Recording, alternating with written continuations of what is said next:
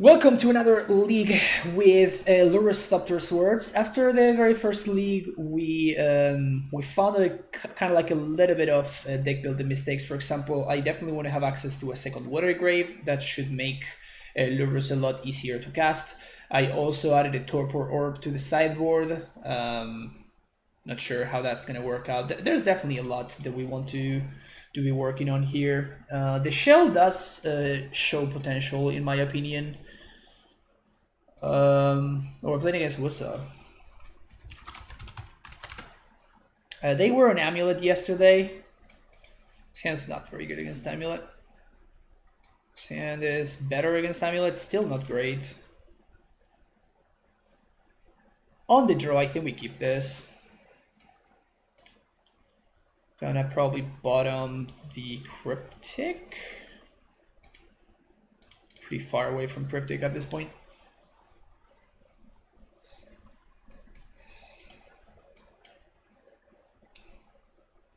Ghost Squatter. Not gonna play into that this time around, I swear.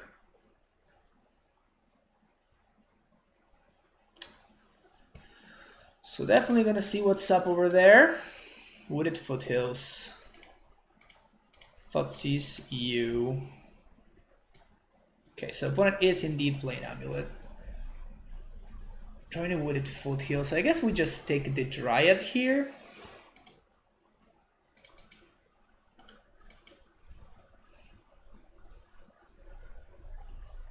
Bog is gonna be pretty annoying. Oh, damn it. We really need to find the... So we're gonna let the trigger resolve. Then we really need to find the land here. Ooh, Explore is great for them. Explore is so good for them. Land. Come on. God damn it.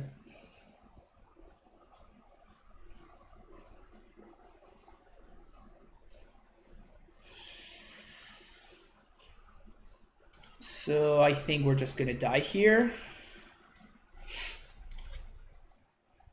AmuLIT, yeah. Can't be too mad, right? Wouldn't be surprised if they get back Bog here. Get some more value on the way out. Especially when I'm missing my land drop and I'm effectively forced to crack bubble here. So we need to draw 2 lands here. Land, please. Oh, oof.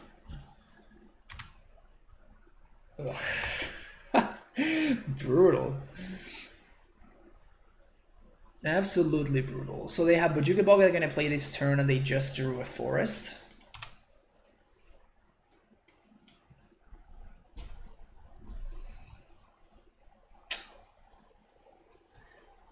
We cannot beat Primeval Titan. We whiff on our land drops for too long, so this game is just over. Alright, next game. Aether Gust, Unmoored Ego, Damping Sphere, Torpor Orb. Do we want Titan Needle? Mostly to name engineer explosives? Nah. Shave a couple of pushes now that we're bringing in. The other thing is, Shrine of the Lock is probably pretty easy for them to play around.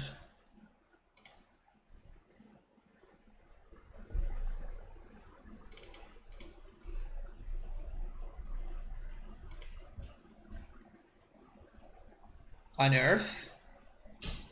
Yeah, we could take out Unearth instead of the Thopter Foundry. Like, they're probably gonna have very... Oh, come on, really? Alright, there we go. They're gonna have a small amount of...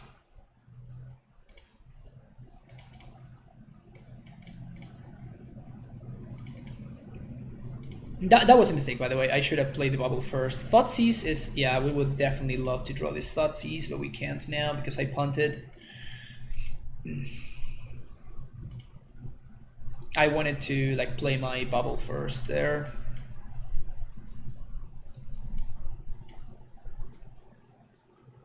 Okay.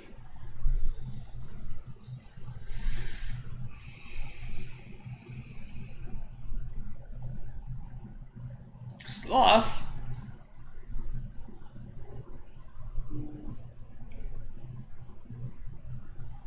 Okay.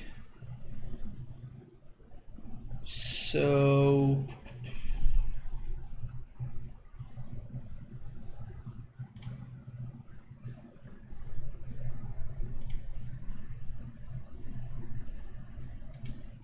yeah, I think we're just gonna play Damping Sphere here. It's the most mana efficient play. So we play Damping Sphere, and then we play Astrolabe into Gust next turn, which should be pretty solid. Okay. Play AmuLIT. Makes sense. We can steal that AmuLIT. Not sure that's a lot of value to be gained there.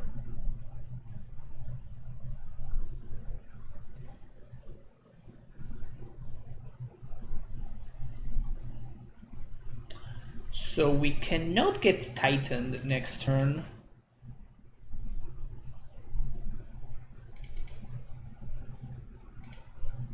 Yeah, okay.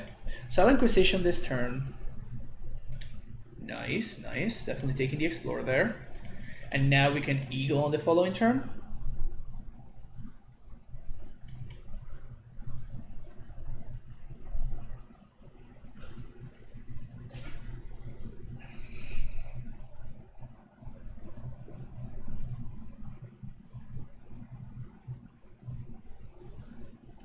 Oh no, opponent, no. Oh no. Yikes. Yikes. Oof.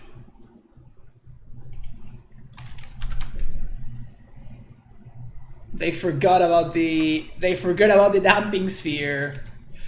Eesh. Brutal. Alright, so actually if they draw a bounce land, now I actually can get Titan. So let's not mess around.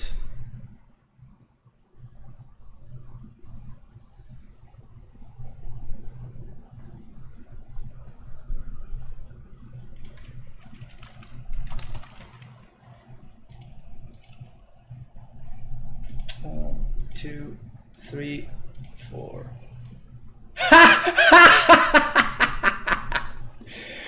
Oh my god. That's hilarious.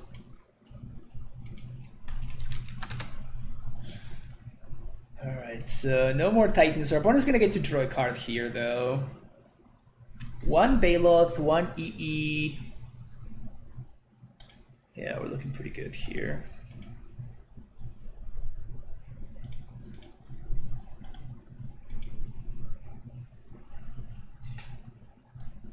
Okay, so one of their draws was a land. So we're gonna cast Lurrus into Bubble here. So I see two Dismembers. They might have one of those in hand. Black, one. Black. Cast Lurrus. Oops. Nope, forgot to.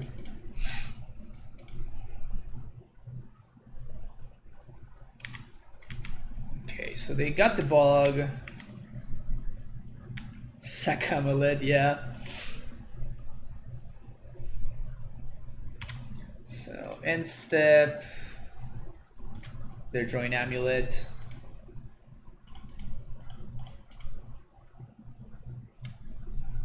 Torpor Orb.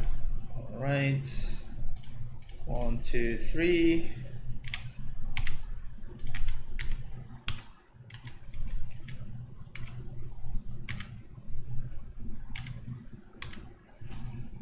So the drawing AmuLIT here doesn't matter too much.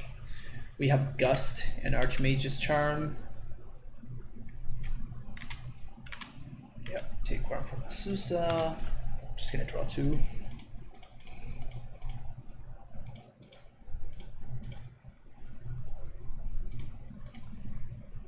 They're drawing Simic Growth.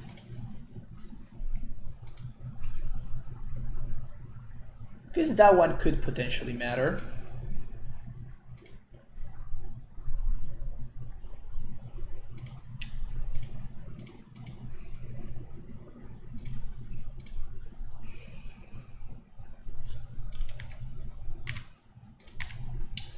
So Sakama is basically uncastable.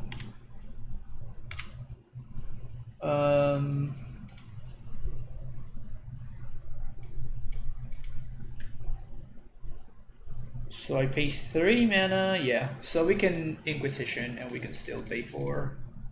We can still Gust slash. Ha! Oh, it's in their hand. Oh yes. Oh yes, chat. Oh yeah. All right, pass the turn.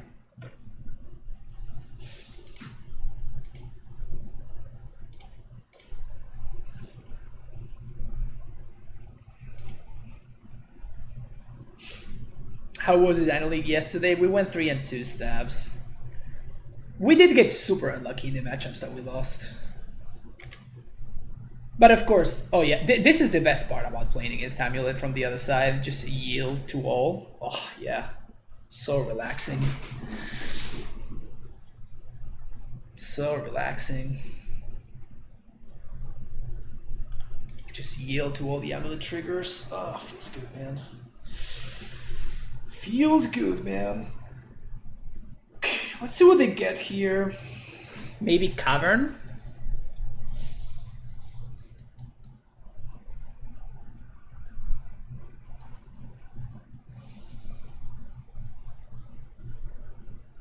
Is it wrong when I see opponents slam Sakama? They're pretty far away from casting Sakama. They're missing a red and a white source, and they only have Summoner's Pact. You got it. So they're probably gonna get Dryad, because it's probably the only way that they have a casting Sakama.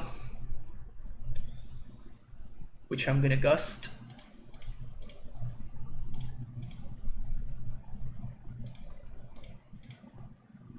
They don't have Simic Growth anymore. They choose to put it on top. Alright. Probably gonna take a damage here. No damage, okay. What are we drawing? We're drawing a Thoughtseize. Actually, I do want to draw that, so let's draw that.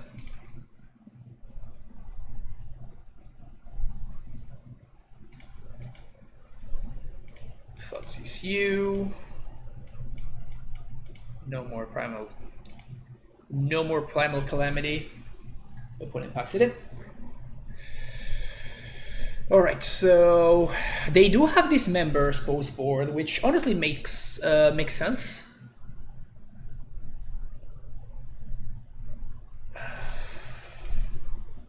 Let's see their deck again. Just realized I missed Sakama stream yesterday. I have to catch it. Yeah, throughout 12 video. There's gonna be everything is already in the YouTubes.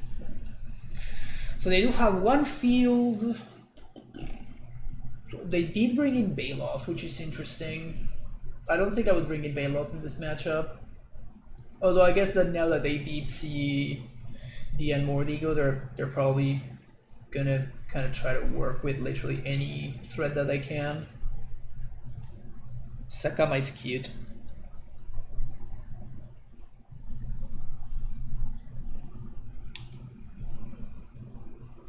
Anything else?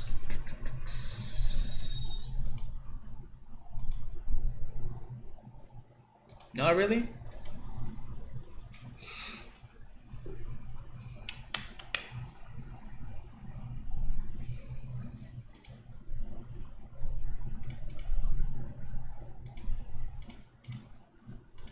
Companion sounds solid.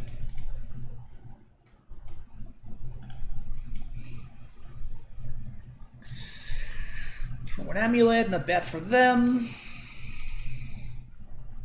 Definitely interested in Thoughtseizing here.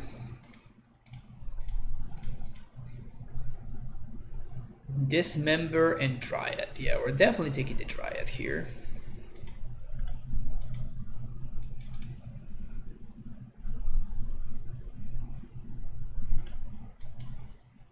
Play Castle.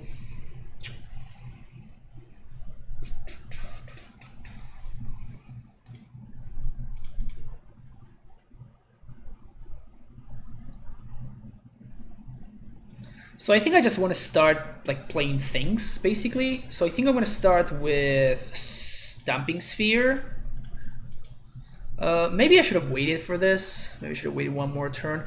I guess no. There's no combination of draws they could have had over the last 2 turns that actually allows them to Titan me this turn. So I shouldn't have done that yet. No, I'm not gonna be able to double spell here. We can whir for 1. Probably doesn't matter, so I'm just gonna play my Astrolabe here. Draw a card, trying to make sure that I hit my land drop. Another Astrolabe is actually a pretty decent draw.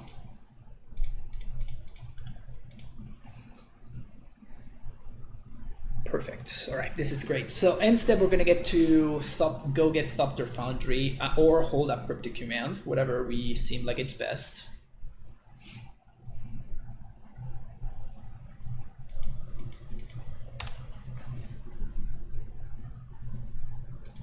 And then we can start comboing off starting next turn.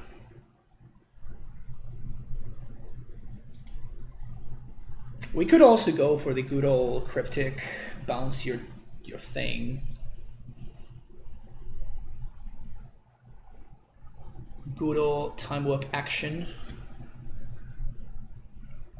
Sure.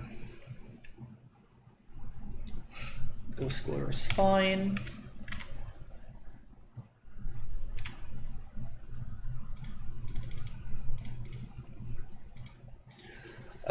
Should I think I like going for Torpor Orb here.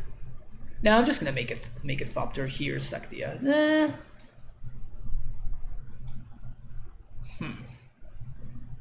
This is an interesting one. I think I'm gonna go for Thopter Foundry. I'm gonna start putting on a clock.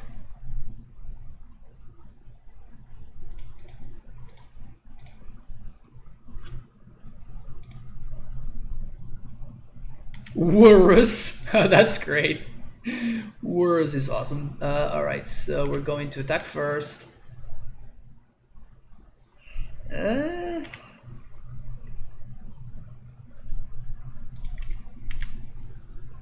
guess I don't really want to tap out for this.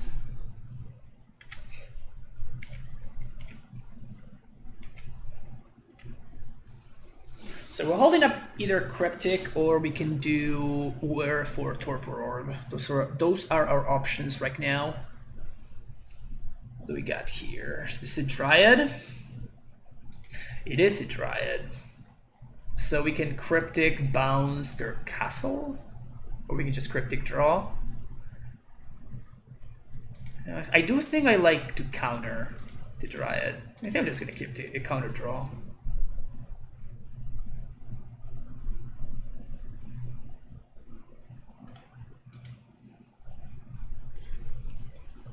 Mystic Sanctuary.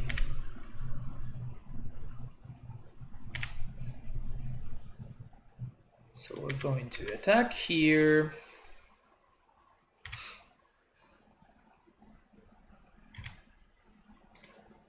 Put Cryptic on top. Yes. I'm gonna play Thopter Foundry.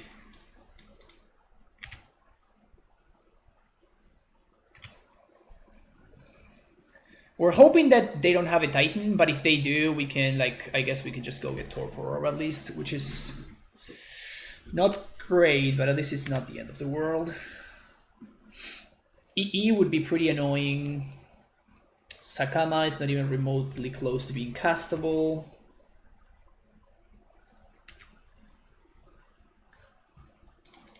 Yield to the AmuLIT triggers. Lurrus is okay because so many different decks played that only as a one-off in the server. When they ban-made Misfit, it was in every deck, but it was 4 in the main deck, not one server. Yeah, exactly. Alright, so they're gonna Pact here.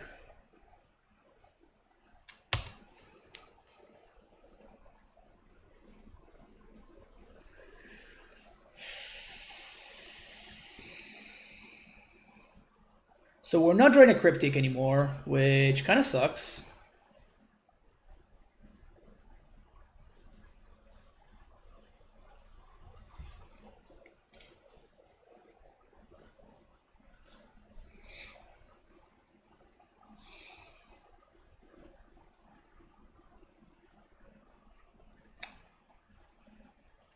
They need one more.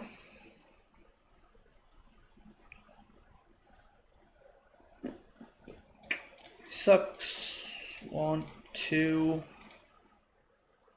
So we have to do this for Torpor now. So we're to see AmuLIT triggers and me not stacking them, that's fair.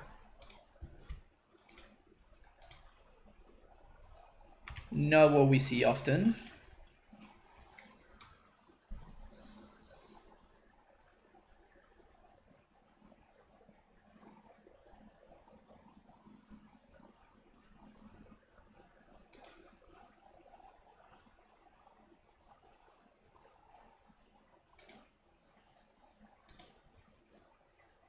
One, 2, 3, 4, 5, 6. So we can actually block and kill this.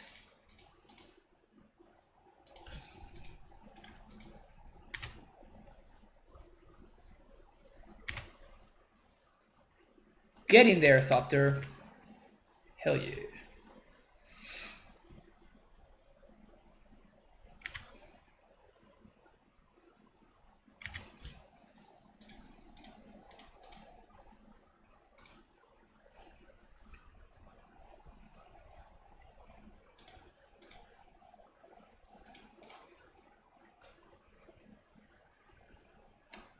So we can make enough. We can make enough Thopters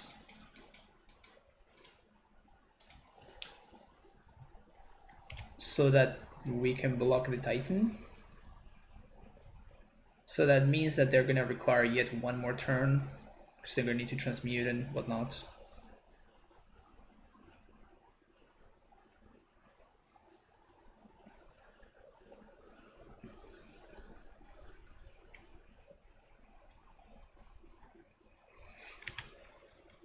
See opponent making sure that they don't get locked.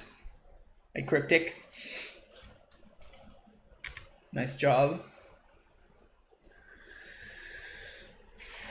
So we don't know what they draw.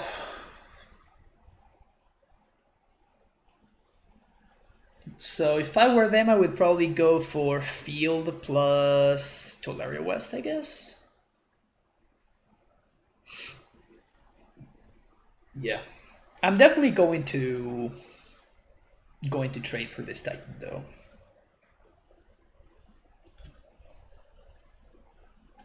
They get some Sombos. And they can transmute this turn if they want.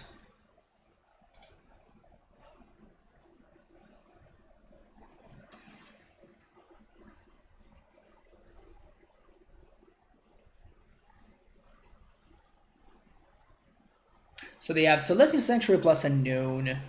Hopefully it's not another Titan. If it were another Titan, they would have tapped differently though.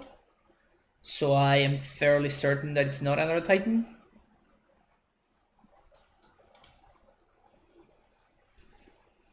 So 1, sack this.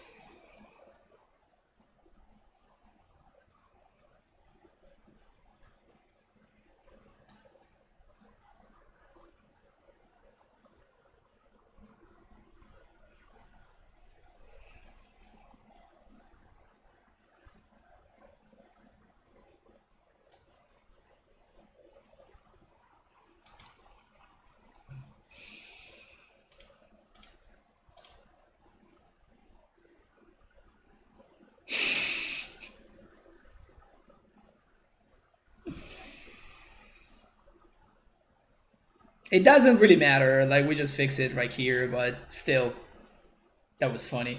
We still end up in the same situation. Like the Sword of the Meek is gonna come back anyway, but that was just funny. That was just really, really funny.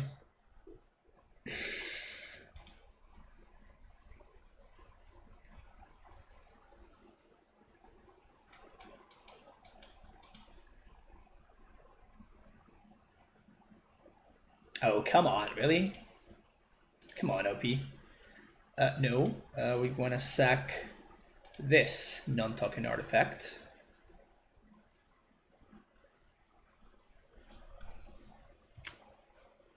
Yes.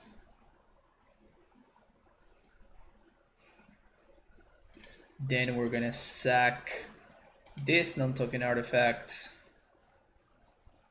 And then we're gonna sack the same thing, and we're gonna take the 3/3, I think.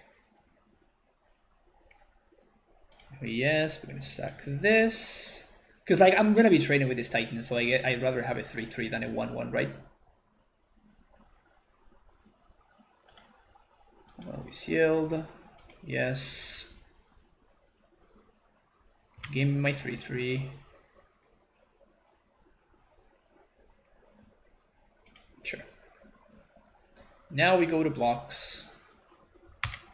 So now we have perfect info 3. At 6. There we trade.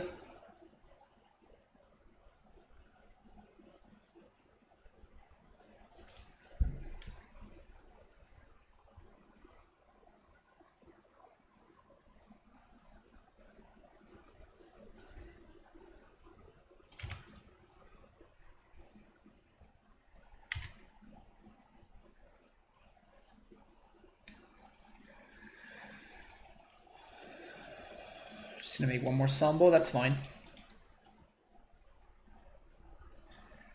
So we're going to Lurrus here. Should bounce the thing itself.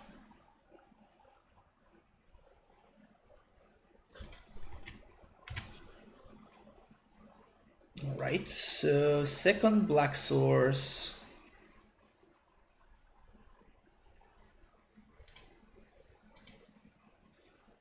So they're gonna have, wait, what did they bounce? Oh, they bounced Vesuva, so they have Vesuva in hand. So they have 1, 2, 3, 4, 5, 6, 7, 8, 9, and 10. So I think we just serve with everything. And we're gonna play Lurrus. 1, 2, 3, 1, 2, 3, and we're gonna replay Torpor Orb. And we're gonna try to set up a 2-turn clock.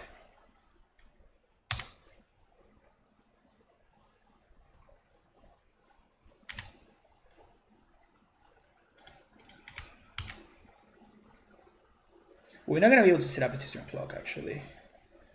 Yeah. Oh, we don't have enough black to do everything. So I think we're just gonna get a Torpor back. So we cannot get tightened out of the game. Wait a second though. They packed it for their Titan. No, they didn't. They just naturally drew it. Okay, so we're definitely gonna get Torpor Orb then.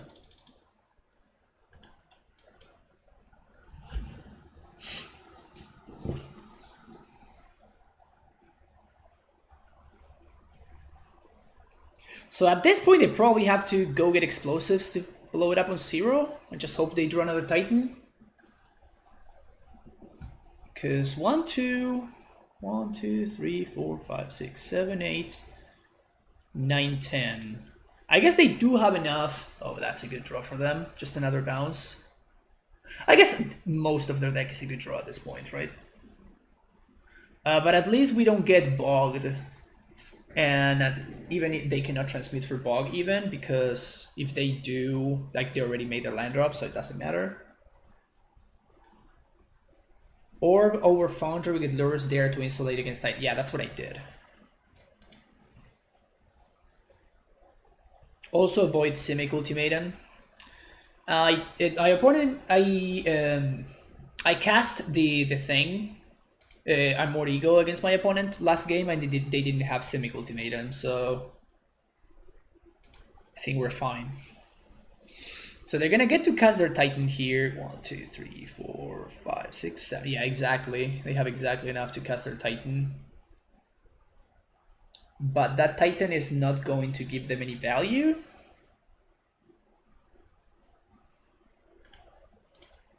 Just gonna have 6 here. It's a cool looking deck. We should try it. It does sound like a fun deck. So we're taking 6 here, that's fine. This is not gonna be lethal for them. Well, that's pretty great. So Thopter Foundry, black and blue.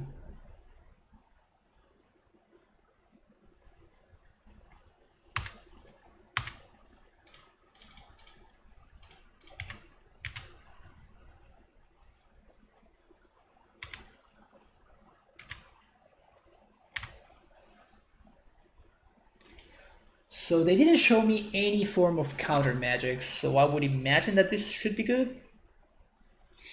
Last card in hand is a Vesua. 1, 2, 3, 4. 1, 2, 3, 4, 5, 6. So I guess bouncing the Titan doesn't make sense. So I'm just gonna tap and draw. Beginning of combat.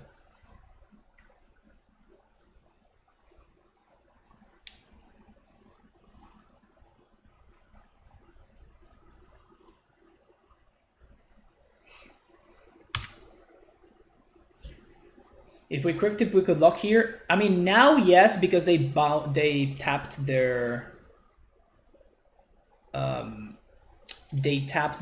Quarter, but I don't think I want to do that. Tap all creatures your opponents control. I mean, we're tapping. No, we actually cannot lock, so we're just gonna draw a card. If they drew exactly engineered explosives, we keep on playing. But if they didn't, this should be game.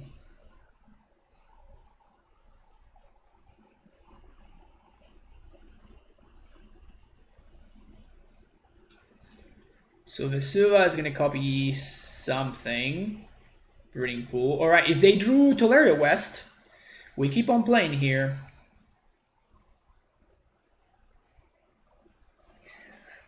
If they drew Tolaria West, we keep on playing here. They are tapping for green mana. They drew another Titan. That's fine, it doesn't do anything. Sweet. GG's, Urza.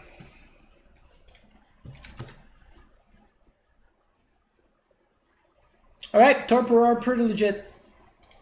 Already happy that we added it to our deck.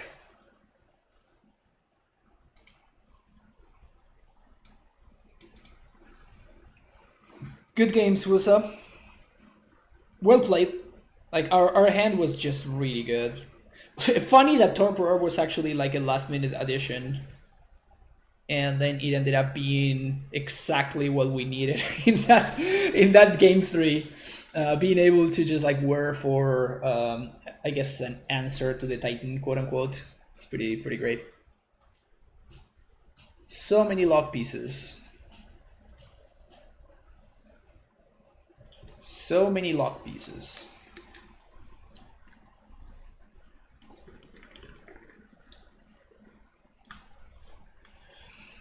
This deck is pretty good. This deck is pretty good. I'm liking it a lot. Cryptic Cassie.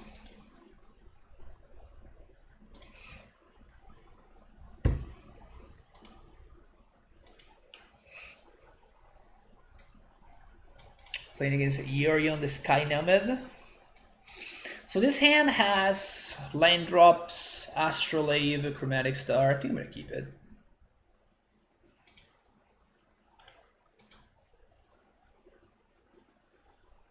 At least I can watch now. welcome to the stream, Urza. That's a good draw for them.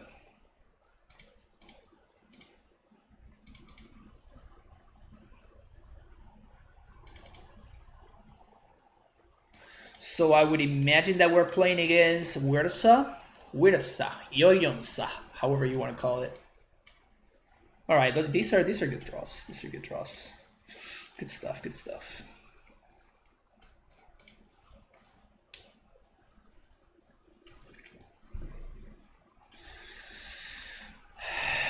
Spire of Industry. Okay. Embry here would be pretty devastating. Talisman of Creativity. They can still cast Embry. They don't cast Embry though.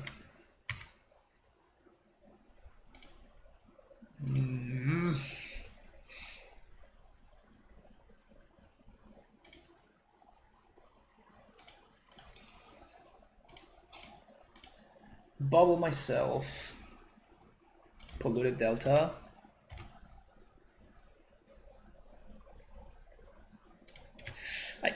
Do I want one more land? I guess I could use one more land.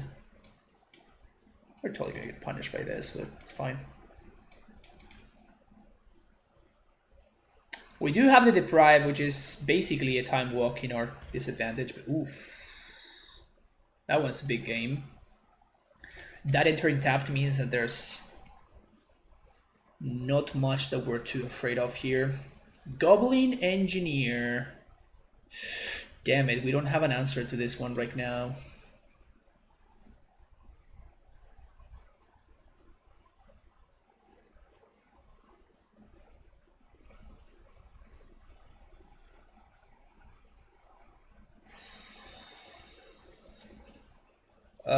We can wear... Yeah, we just have to let this go.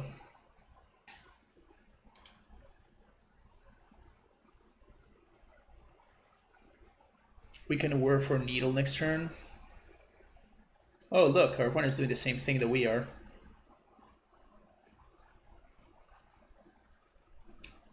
Easy.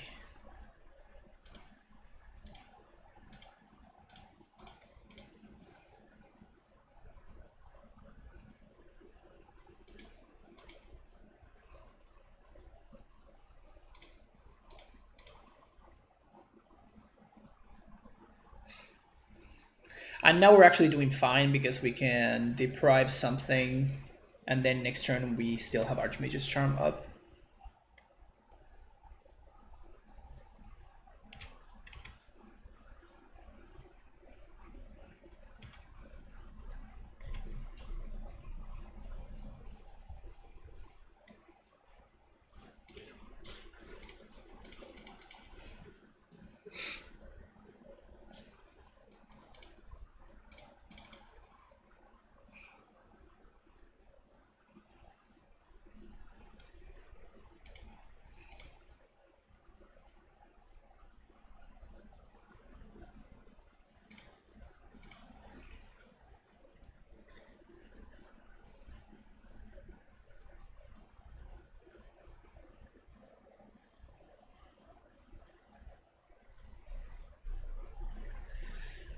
So I don't think Yorion matters too much.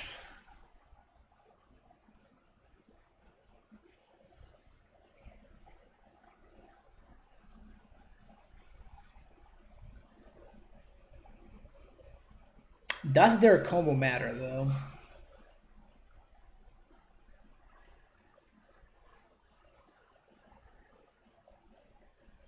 Does their combo matter? It kinda does. So I think we're just going to Watery Grave.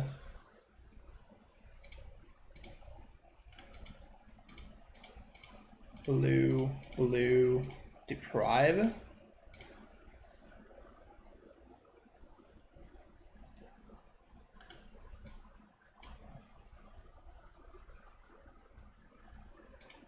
Definitely hoping to not get Urza here.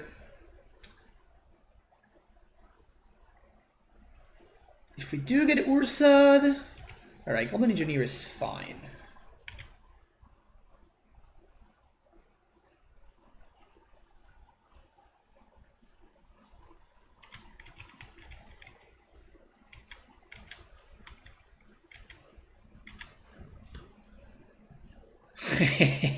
Yep, Goblin Engineer is fine. So I'm gonna Mystic Sanctuary back. Oops, forgot that we actually played. Ugh, that was bad. That was really, really, really bad. Sorry about that. Ugh. Till I forgot that we didn't fetch. Whoops.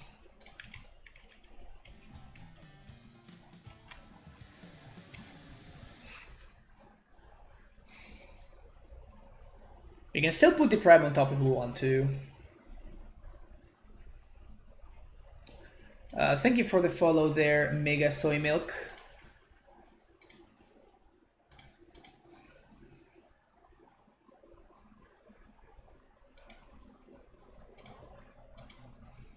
And I put the push on top, our opponent's probably going to sack Spellbomb and draw a card.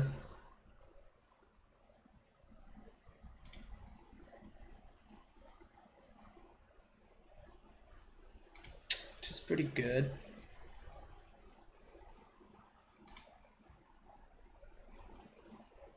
And it kind of sucks for us. But now we can Archmage's Charm here.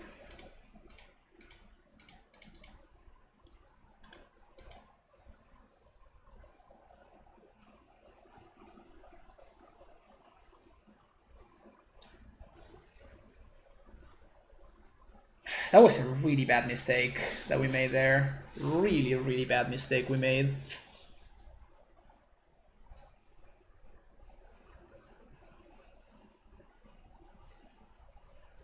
Maybe they drew another Thopter Foundry here.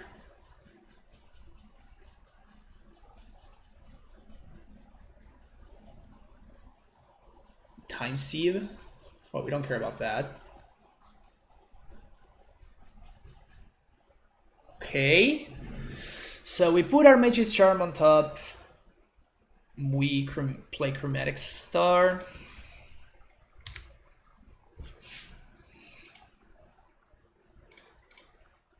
One, two, three, 1, 2. Ugh, we're one off. That sucks.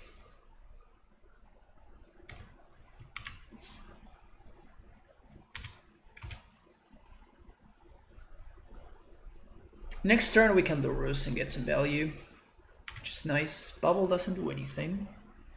Are we Spellbombing him? We could if we wanted to, but I still don't know what this Whir is going to be doing. Like, it's going to be drawing in. Like, we have to counter this Urza here, so we're going to do that. Counter target spell.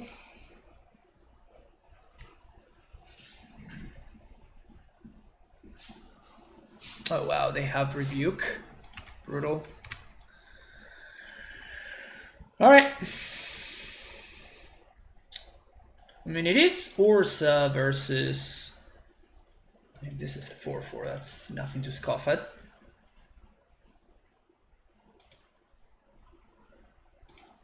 Black 1, Lurrus. Play Chromatic Star. So we can wear for 2 if we want. We don't have Torpor Orb. It sucks.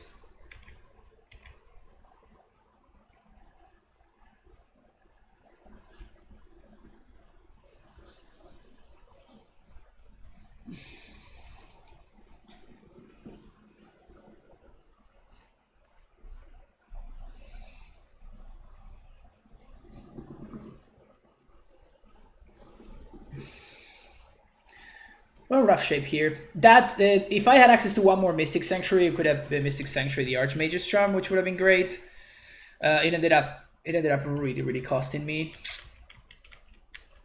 That sucks a lot. Sucks a lot. Sacrifice 5 artifacts.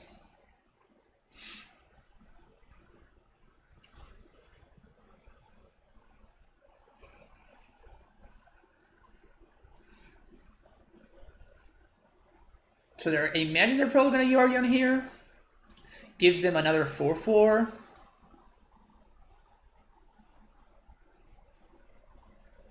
It is most definitely the line.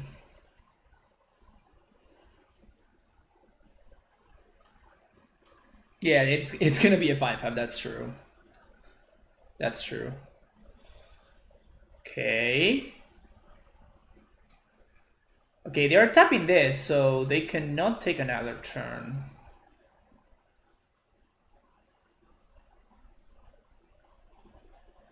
I guess they can just blink it, take another turn. Yep. Yeah, they just blink everything. Is there anything we can work for? Not really. No, there's nothing. Just have to wait. Crack tried to push it. Nah. Because actually, if we go ahead and we get, if we get the other guy, we do have a plan, right? If I go and I get Thopter Foundry, we do have a plan here. What is this?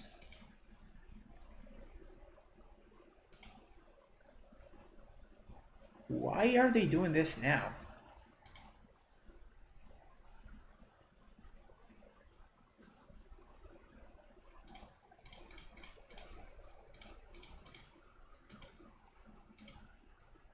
Huh. That's super weird.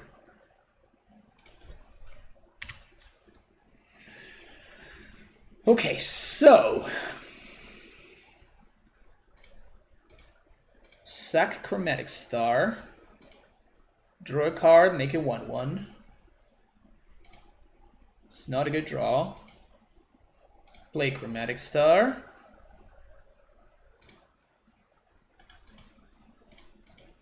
Bubble. Them. They draw a Flooded Strand. They do have access to Weir, so that sucks. Crack this again. Astrolabe. Flooded Strand. We don't have anything left that's worth fetching. So hopefully we draw a Cryptic here. That's probably your best draw. Cryptic. Spellbomb. Okay, that can be relevant. If they have a way to, they can just get another turn, so they can just go infinite on me here. And they probably might be in a situation where they have to go for it.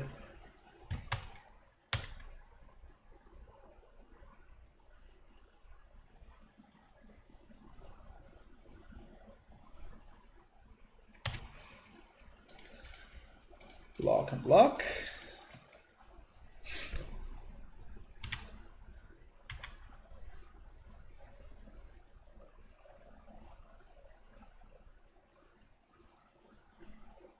This is if they have Mystic Sanctuary, which they most likely do. Yep. So they're gonna put Weir on top. Man, we're so close.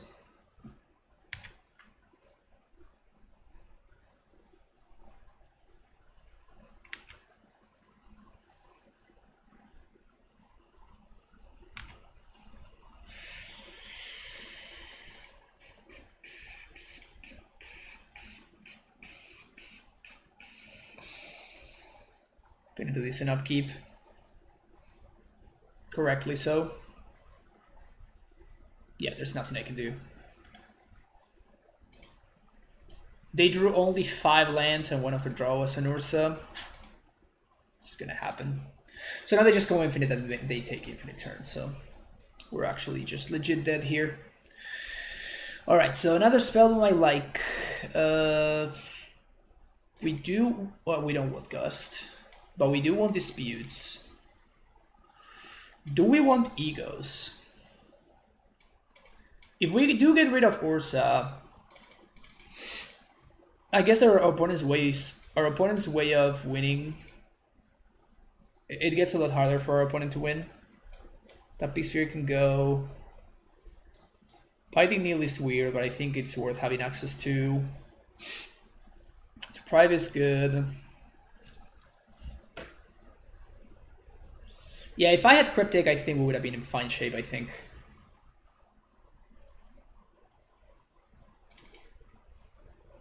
So I don't like pushes too much, but they showed me like Goblin Engineers, and we didn't see Emery, but they're probably playing Emery as well.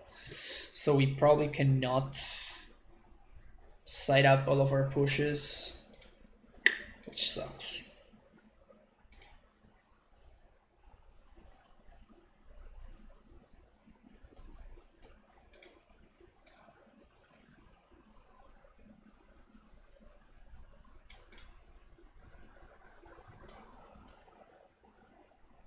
Push kill in Urza is big. Yeah, I know.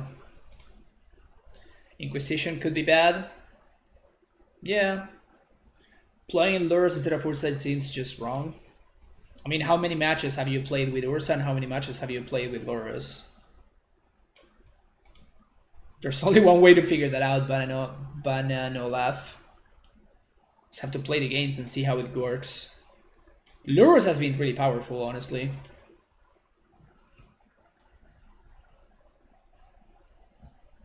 So just coming in and saying that seems just wrong is just like, maybe, but I don't know. Like, do you have the proof? I am actually getting the proof right now. A lot with Urza. Yeah, but did you play with Lurrus? Like, that's why I'm playing.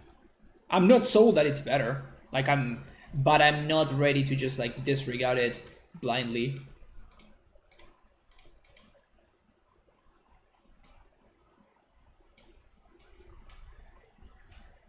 Huh. Interesting. So I'm probably just gonna take the 1-mana Cryptic, right? Fox Santos, thank you for the follow. Lot against versus this build, Lurrus just seems weaker even if he is safeguard. Again, I just I will continue saying the same thing. If you played against it, it's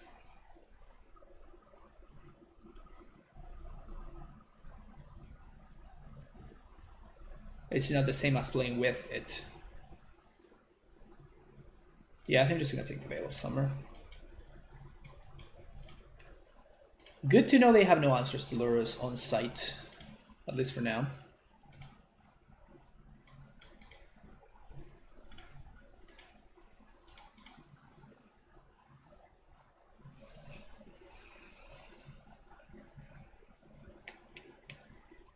That's a pretty great draw.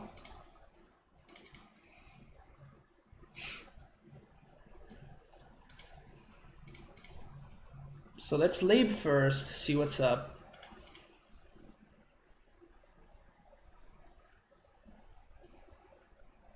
Push, okay. And here we can name Thopter Foundry.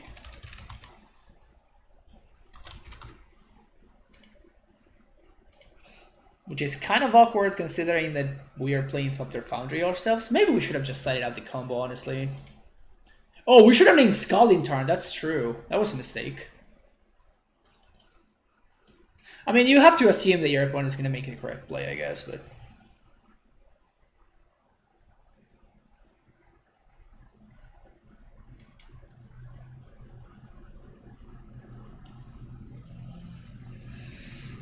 Cavern of Soul is interesting. They have so many known islands. Artificer. Okay.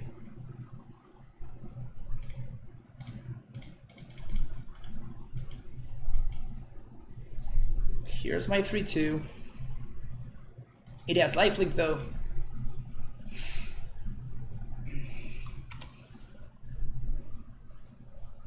Okay, things looking pretty good for us now.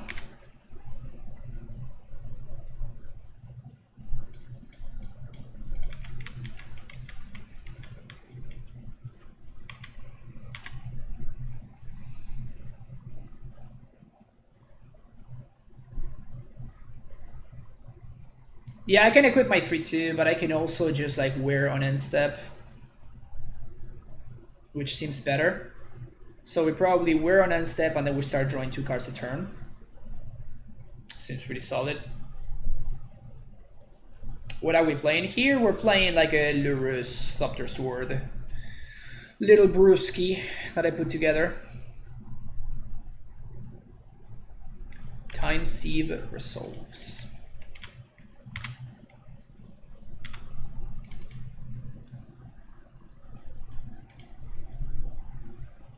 One, two, three.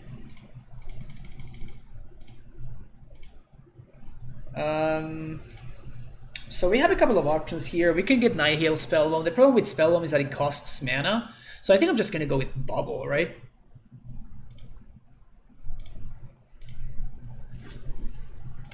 drawing a land.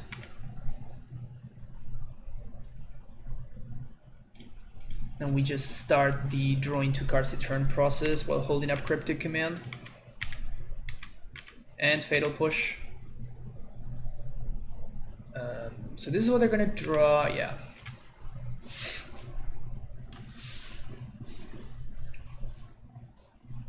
There's the island. Even if they play Urza here, which is uncounterable, we can just bubble push. Is Lurrus Lantern a real deck somewhere? I don't know. Not the biggest fan of Lantern myself though, so I don't think I'm gonna be the one trying to figure that out.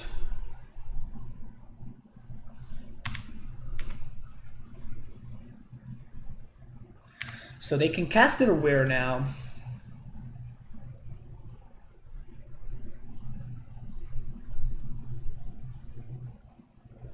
Nihil Spellbomb.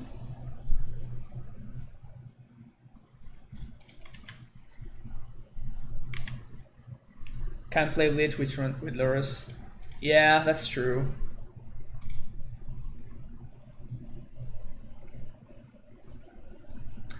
Improvise for 0?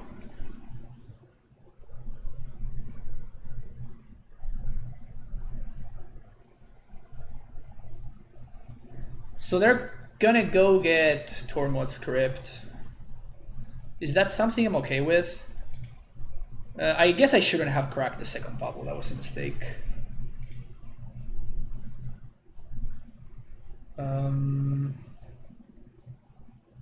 So I guess we're gonna do counter target spell and return target permanent. Gonna return their land.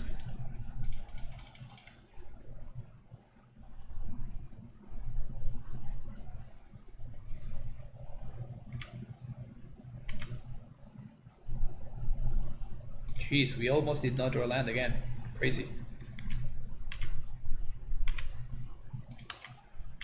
So now they're gonna draw Nihil Spellbomb, which is a little bit annoying, to be honest. The good thing is that we don't need to do anything really. There's the Water Grave. They're probably gonna cast the Urza here. That's fine.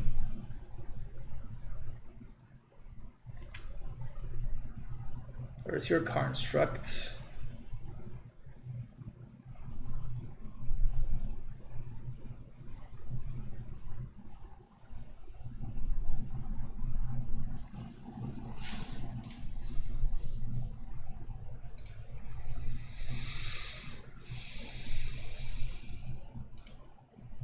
Sanctuary, get back Cryptic. Yes. Push there. They don't have mana for what's his name?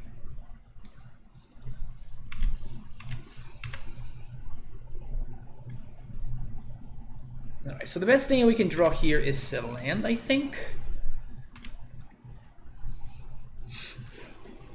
Yeah, so I'm doing this because I want them to crack Spellbomb, because this means that now we draw a Cryptic. So we can draw a land, so they're drawing a bubble over there. Cryptic, if we draw a land, we can Sword plus Equip and hold up Deprive. It's not it.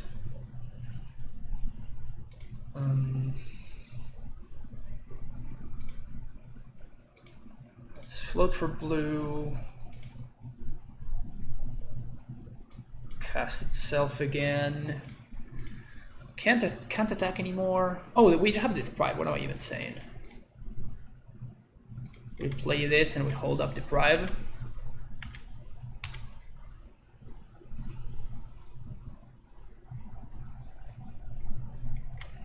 The bubble that we knew about. Could still construct and smash. I think this Archmage's Charm is gonna be better than that. Nice Mystic Sanctuary mana base. Oh, really? Their only unknown card is another Urza? God damn it.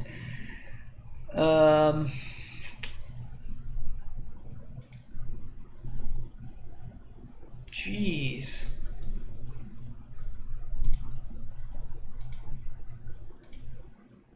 That's insane.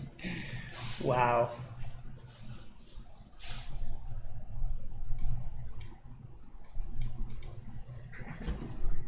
Their literal only unknown card. This is an Urza.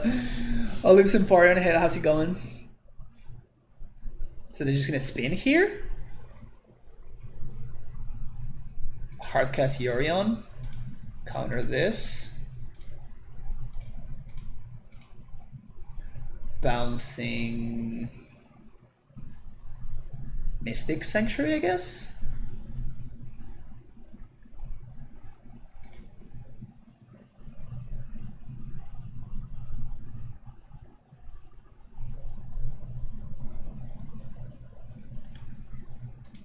So we're gonna have 5.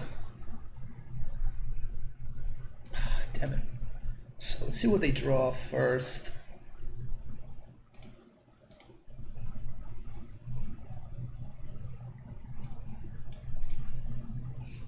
They're drawing an island.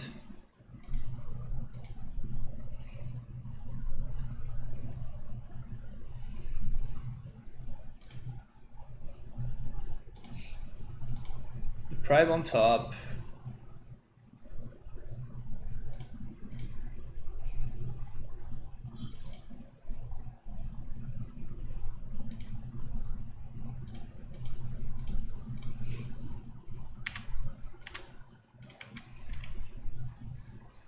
So we have Deprive for this turn.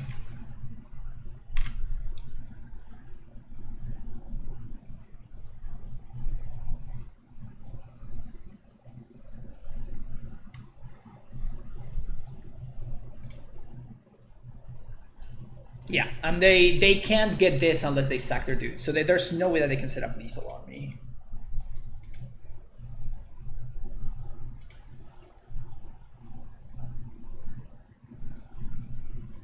Just got my thick Dryas and Valakut, have to play her. Nice, all lives important. That's awesome. You did use my TCG player link, right? For that extra value. Alright, so they're drawing an island.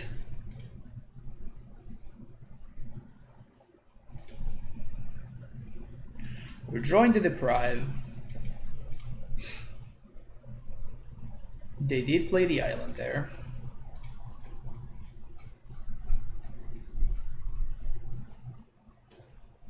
Oh no, they haven't played it yet. Have they? No, they haven't. Okay. Turn off for the yields. So they spin Urza. They find Metallic Rebuke.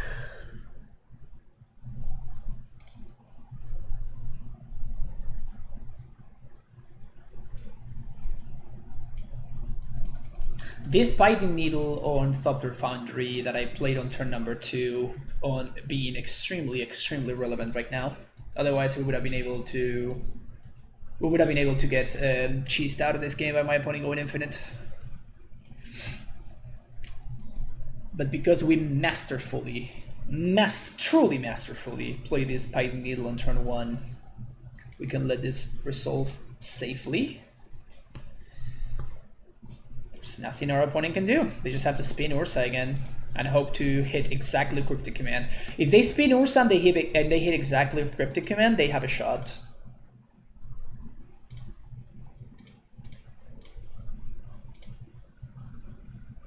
Okay, now they don't have a shot anymore, I don't think.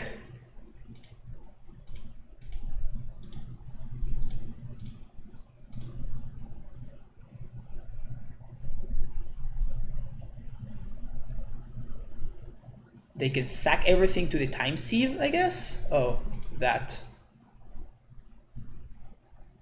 Alright.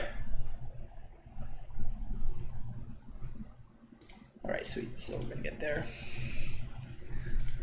So Thopter Foundries on top. Doesn't really matter. We're just going to Cryptic tap their team.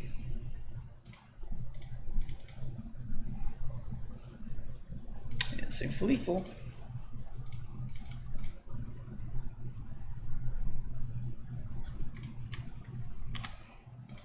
4, yeah.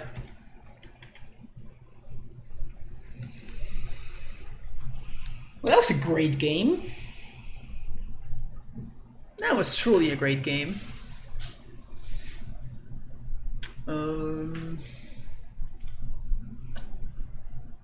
Should we just like side out the combo entirely and just win like we just did?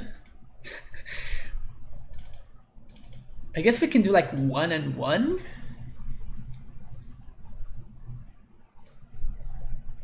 Which makes room for like more egos and stuff. Is this crazy? Nice to have a value engine. Yeah, for sure. Lurrus won that game by itself.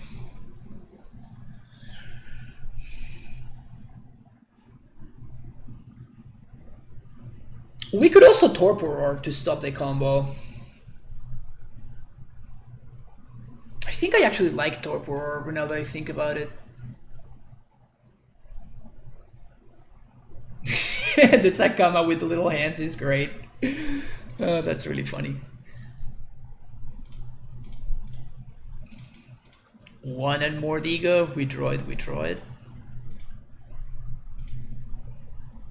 Yep, Python Devil being crazy relevant that game somehow. So Lurrus is even a higher artificer than Urza, clearly, as it's been demonstrated by the 1 league that I played so far. Oh, come on, deck. Alright, this hand's pretty solid, actually.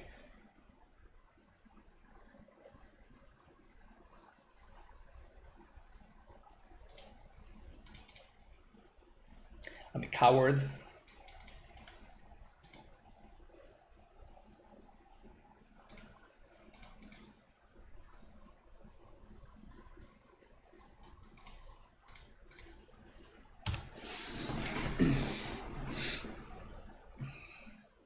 I guess I should at f6. We could draw a bubble. I think that if we draw a bubble, we're going to play it and crack it. That's a cryptic. It's not a bubble.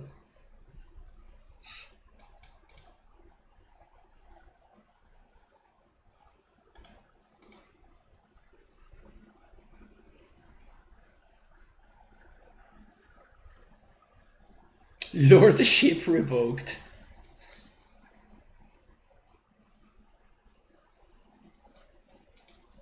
Is the lordship or the highness revoked though? Because that's a real question here.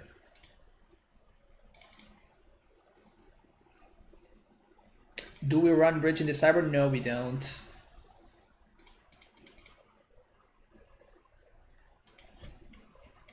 So I think I'm just gonna crack bubble end step.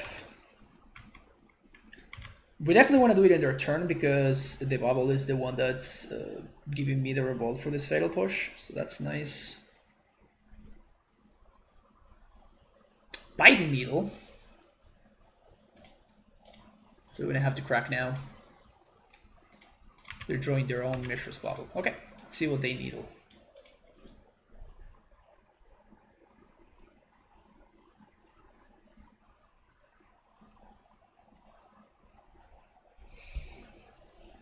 Mishra's bubble is what they draw, what they crack there. Too afraid of the 6/6 value here.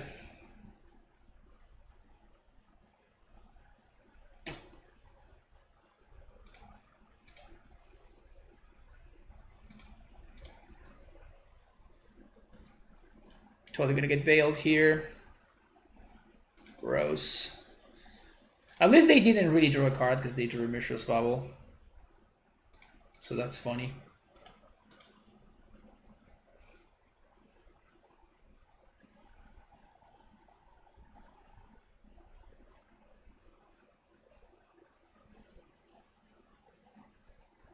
I don't think Bridge is good enough to board out Lurrus. Yeah, it seems a little bit not good enough, honestly.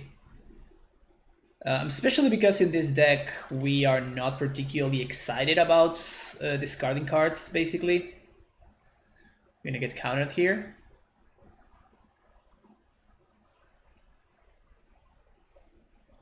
Yeah, just rebuke. Okay, that's fine. I mean, them rebuking the Nihil spell means that they're not rebuking my cat, so that's not bad.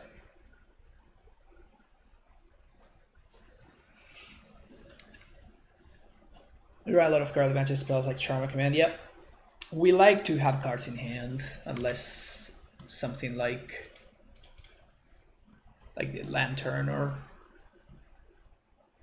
or the War deck that Susurrus used to play before.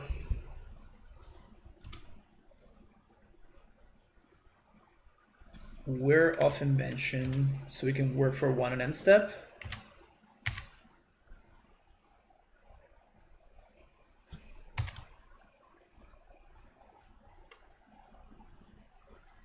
Gonna get Veil back.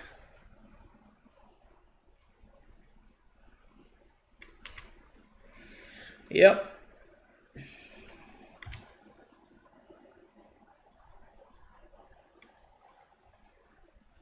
So we're probably gonna play Urza here with Veil backup.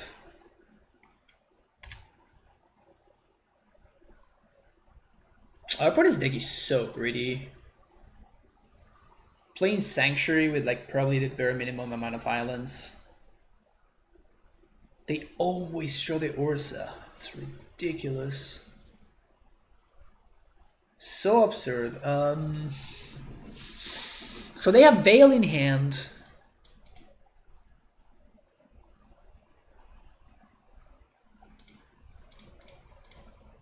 So I guess that we can do this in response.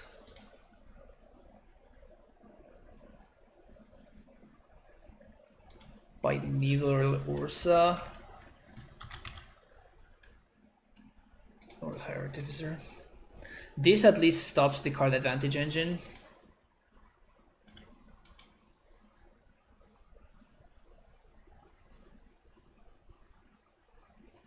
Ah, come on, deck.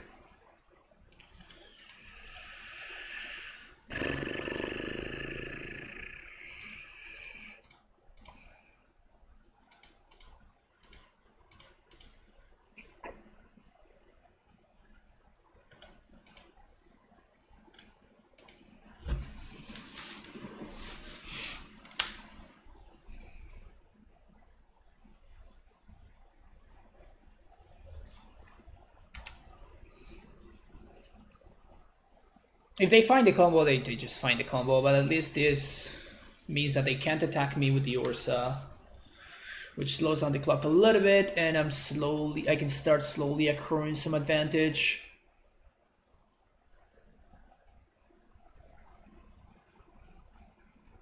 In before they have the exact piece that they're missing.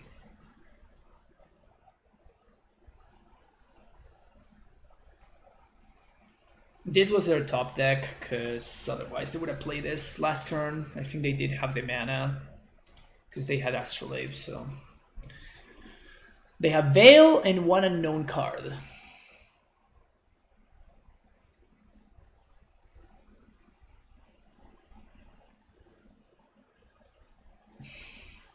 Yorion.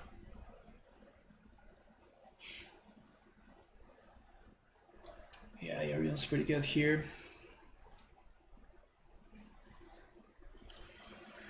I couldn't work for Torpor because I didn't draw my lands. If this has been a land, we would have been in such better shape. This wouldn't have happened. This wouldn't have happened. This wouldn't have happened.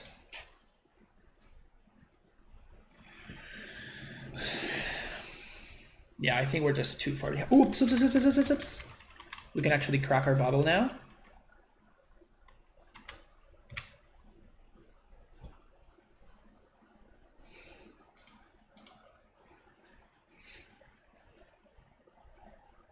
So they're drawing a Flooded Strand.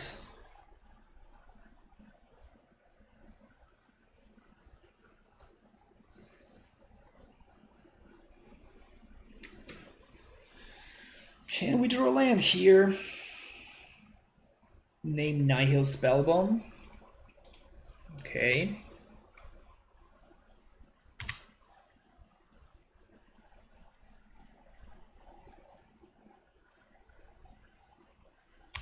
There's a Thopter Foundry. There's another construct. Things are starting to get a little bit out of hand. Land, please.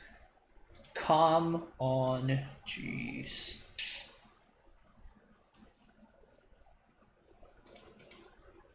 Just never drawing lands.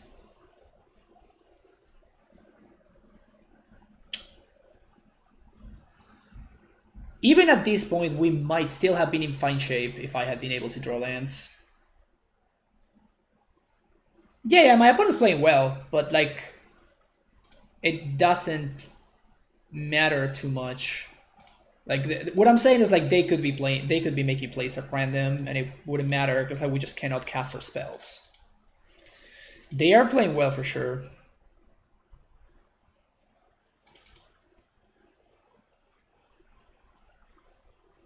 Yeah, all right, so we can just back it in now.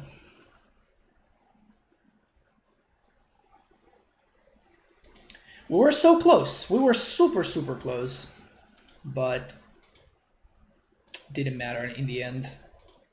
Really frustrating. Really, really frustrating because like we only saw like 2 lands in like what was it, like 20 cards or something? Was it more than 20 cards even?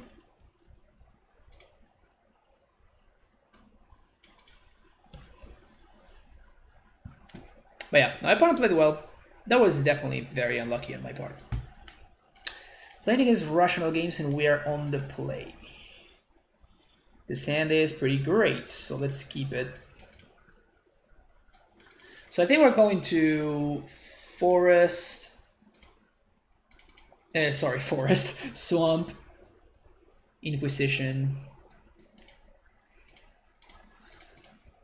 to start things off.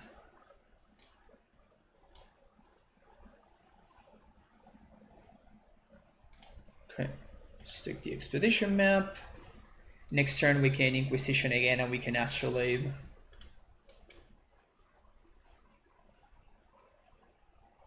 I do feel like Talisman just being a land is better. It's better except when it isn't, right? Like Talisman sometimes, like it has been good so far today. It has actually been good today.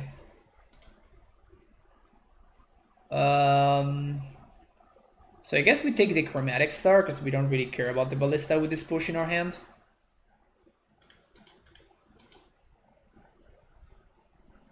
What we do care about, whoops, is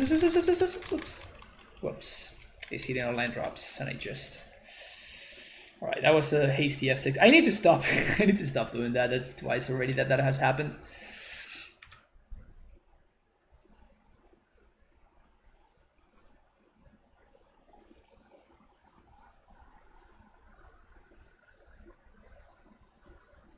I lost against the Yorion deck. Well, that's a pretty solid draw.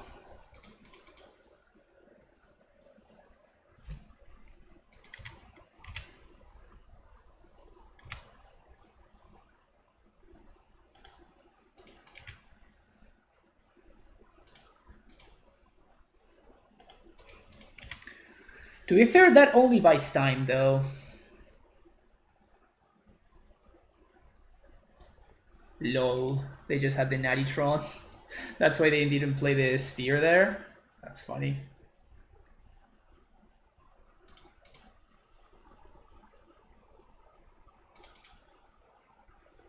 Why is my opponent not playing the Walking Ballista? That's a little bit sketchy.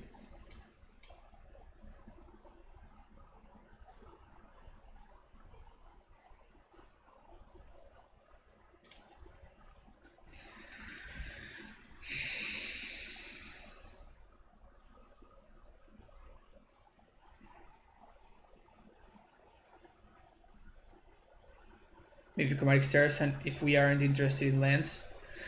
I could see maybe playing one more land. Maybe playing one more land could be fine.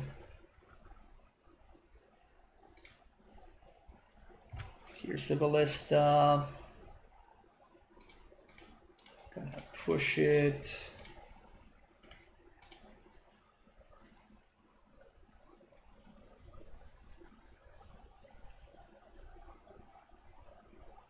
Yeah, but what I'm saying, wow, that's an early concession.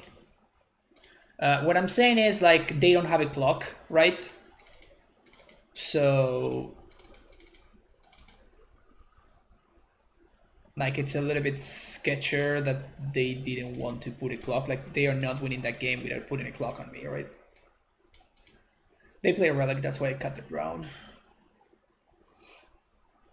Sword of the Meek.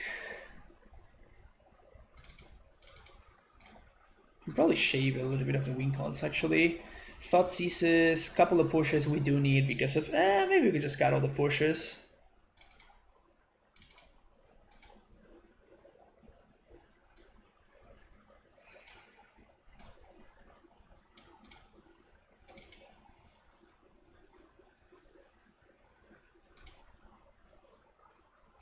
They only kill Walking Ballista. They could kill the Thought Not Seers. Why do you bring Gust for Veil of Summer? Veil of Summer and Sylvan's Scrying. I think it's better than a Fatal Push, basically. It answers some cards, while Fatal Push answers no cards. And looks great.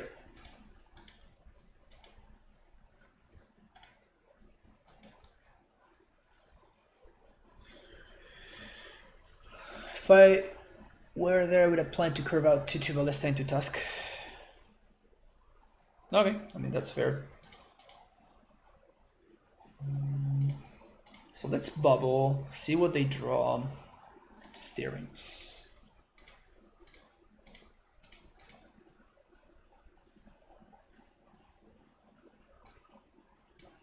Mine PP.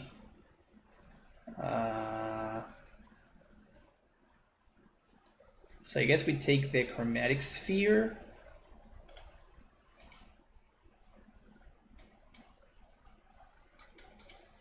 And now we damp Sphere on 2.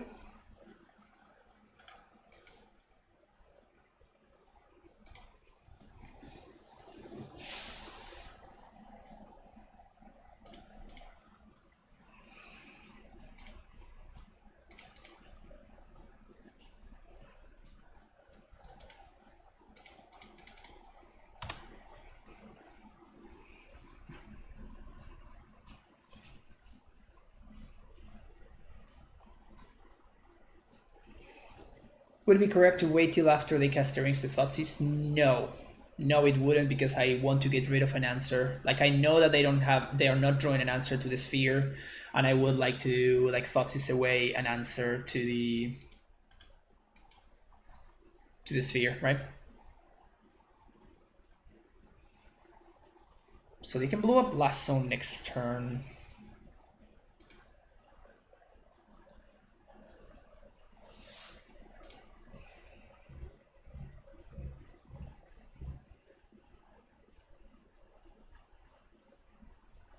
What if I just play Lurrus here? My options are Lurrus,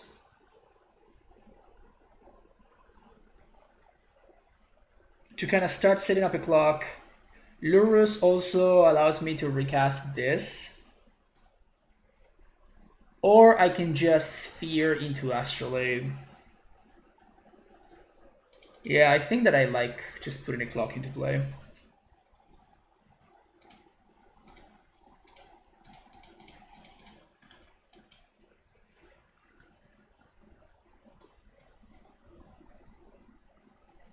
And our opponent's gonna have Tron for 1 turn. Wow, they didn't. Oof, that's a pretty big mistake.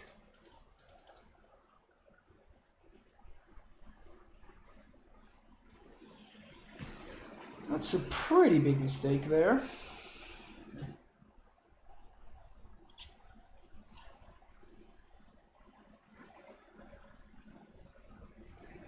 So we didn't. Ooh, that's pretty good. That is not pretty good. Opponent, you had the answer. Wow. They could have gotten rid of the Damping Sphere for good. But they didn't. Crazy. Alright. Bubble myself. See what's up. Snow-covered island. No thank you.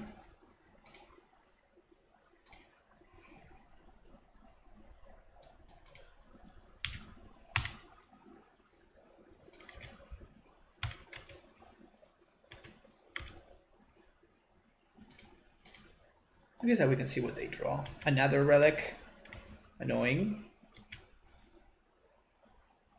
I think I actually counter that relic. Yeah, we do have another Archmage's Charm, so we definitely counter that relic actually.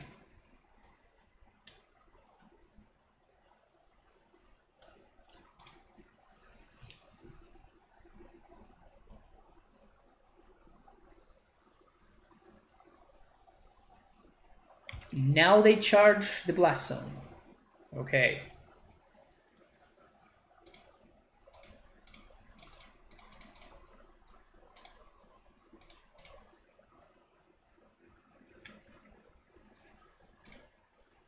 Isigo good.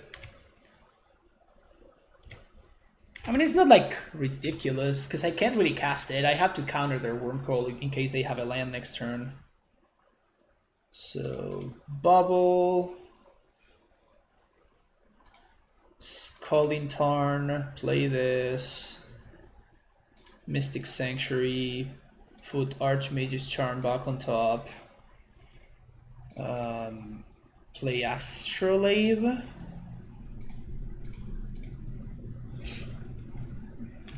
We have Counterspell for next turn.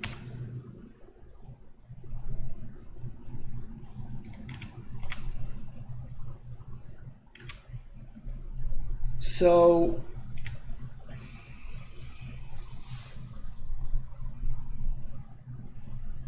what if we ego right now and we name Tower? No, I think we just have to chill here.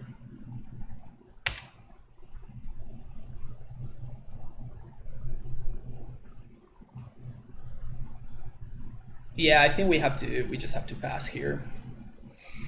Because the Wormcoil can actually be a real problem.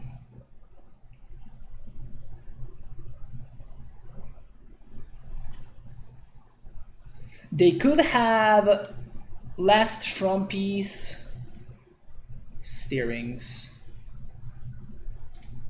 So they could have Last Strompies into...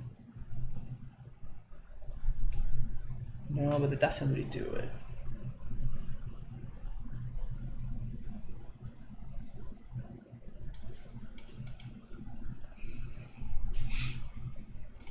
We can't bubble if we dig another relic. Okay, I think if they, as long as they don't play a tower here, we don't care about the relic too much. Also, I love how we just play this Lurrus and it's been just chilling here.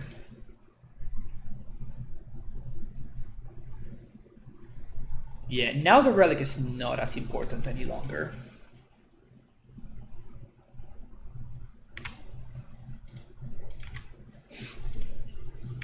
No, so they don't have it. Good.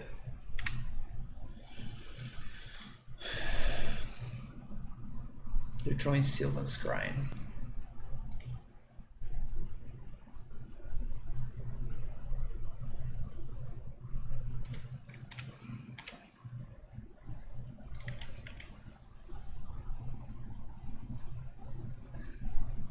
So they don't have a land. Okay, now they are drawing the Sylvan Scrying. Good.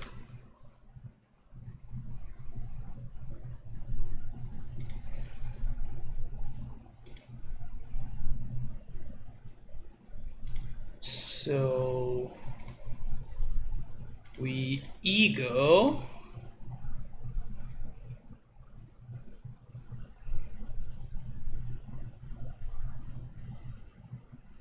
for Urza's tower.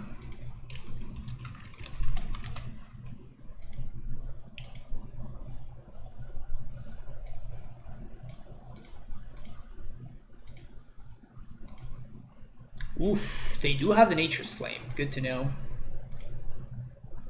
They also cracked the Relic for no value, so that's great. I guess they did get a little bit of value.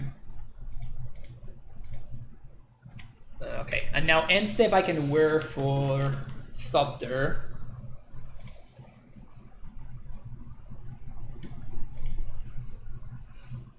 If they play Worm, I just counter it.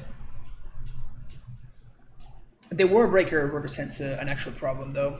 So if they go land into land, that could potentially be an issue. So I might need to Unmore Ego, like to get back the Unmore Ego and tag the Warbreaker. So they get my Sylvan Scryen, go get a forest.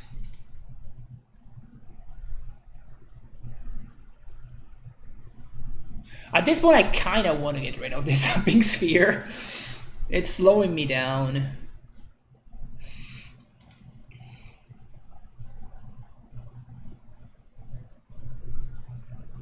Sick. Awesome. So my opponent did exactly what I wanted them to do. So that's great. So I'm gonna go get a Thopter Foundry, which actually allows me to start setting up a clock. Like, even if I wanted to, I could just like get it back, but it just doesn't matter anymore. I don't think my opponent's playing, like they're understanding what this game really is about anymore. We can rebuy the counter. No, yes, but the Warbreaker actually has a, it has a cast trigger.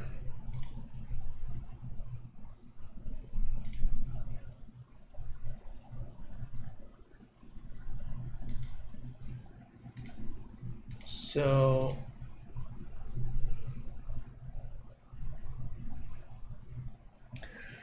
gonna put Ego on. Okay. That's a really preemptive concession. So I was going to play Chromatic Star, pay 1 to sack it. That's 1, 2, 3 to Unmore Ego, and then we still had 3 mana left to protect ourselves with Archmage's Charm, Tailed Conceit.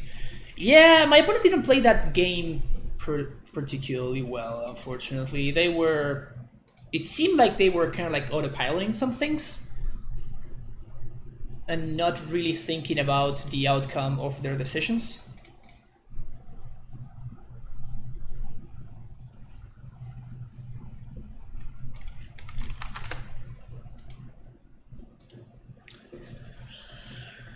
We're playing against Lurrus.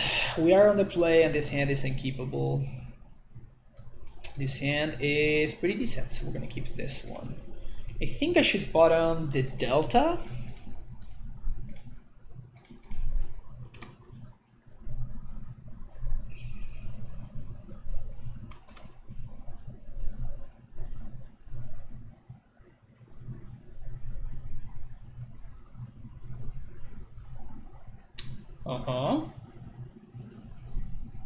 Bogles.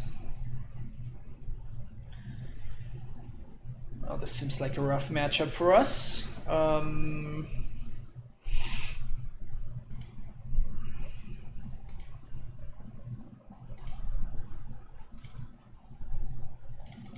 think we kind of have to play the Astrolabe here, because if they play Core Spirit Dancer, then we get time walked effectively. So blue-white Bogles. Wow.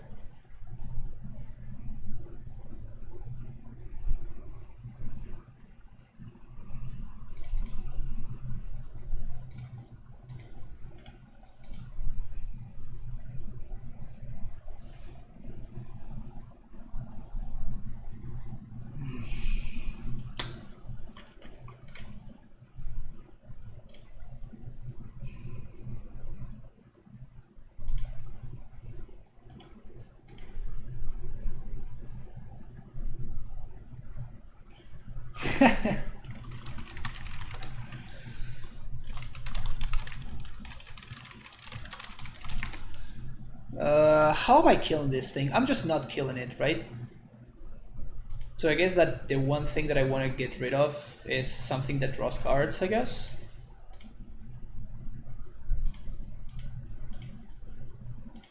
Gonna swim into Eldrazi Conscription. Jeez, going hella deep. Alright, we're getting close to the Chaining Cryptics part of the game. It's an Inquisition. There we go.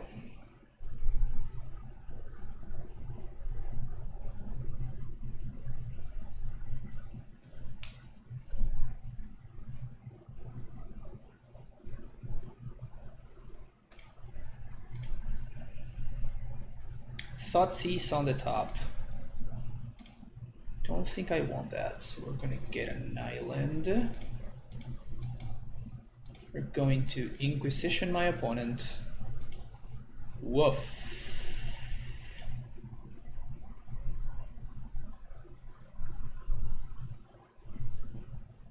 They can't cast anything.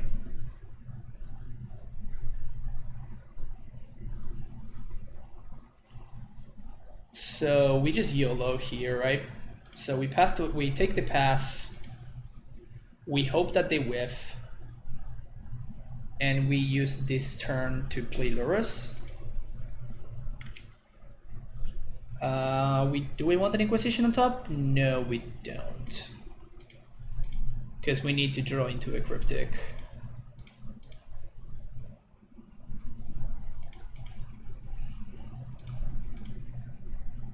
Secondary Recronet is what they draw. Right, so they have a bunch of uncastables. We need to draw Cryptic though. Those are not Cryptics.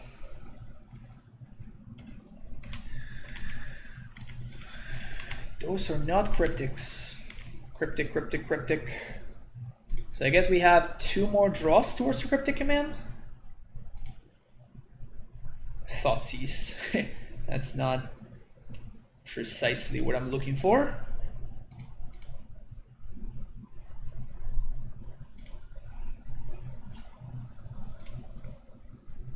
One, two, three.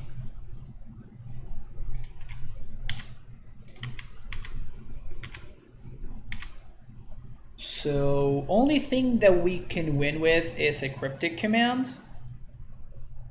So we can't draw 2, but I guess that we can play the Talisman. Or we can still cast a Cryptic. Okay, Cryptic off the top, and I think we actually win this game. Cryptic. Nope. It's exactly the card that I shuffled away. That's the one that it is. That is the card that it is. It's the one that we shuffled away. All right.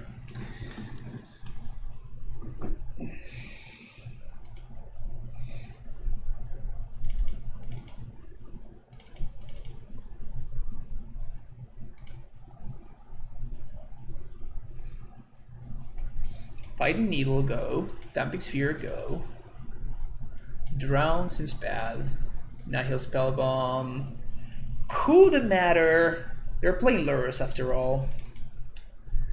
Probably should we push. We have Gust, Deprive, Thopter Foundry, the combo. Yeah. I guess this is how we sideboard.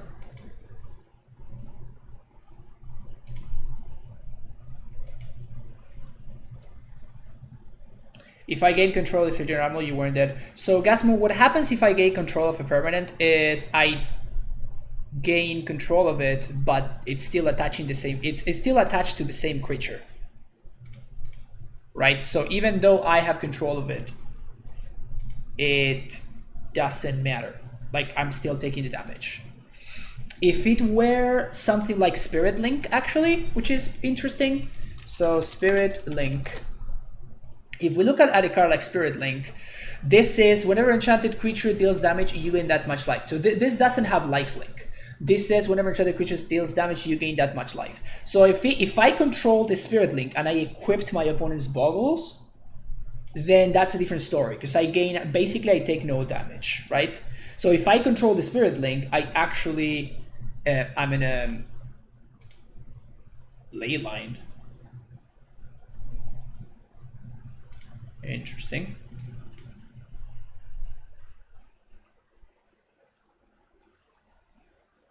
Oh, if I control Robert, it gets +1/+1. Okay, okay, that makes sense. That makes sense. All right, that makes sense. Yeah, maybe it was a mistake on my part. Spirit Link is a trigger, so I die to trigger the stack. That's true. That's actually true. Kevin. Wow, so our opponent, they showed Lurrus game 1, but they didn't right now. What the hell does that mean?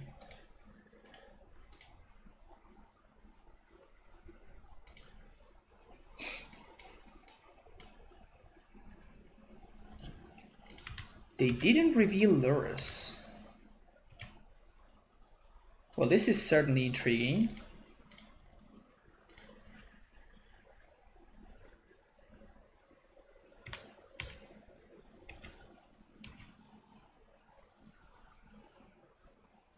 Leyline means no Lurrus. Alright, good point, good point. That's a Bogle. So I guess we dispute that.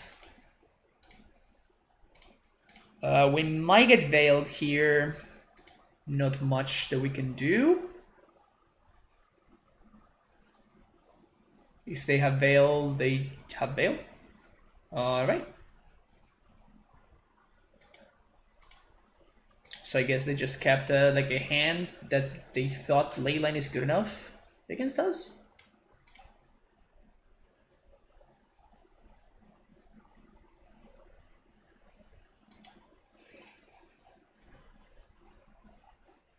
Bogle was a 4/4 even it's charmed. Okay, yeah.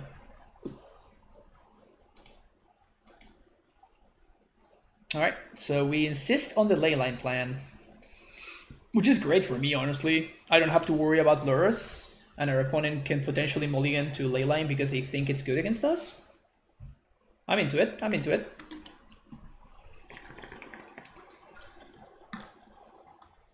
Alright, so this hand basically cares about no Stony Silence. Alright, you got a Leyline.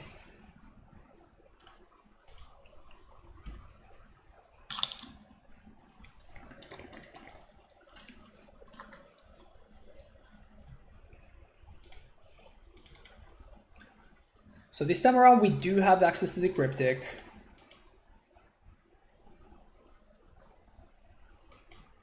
More lands.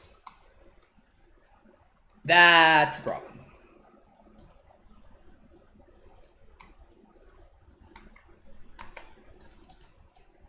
That one is actually a problem. Well, not much for us to do but to do this.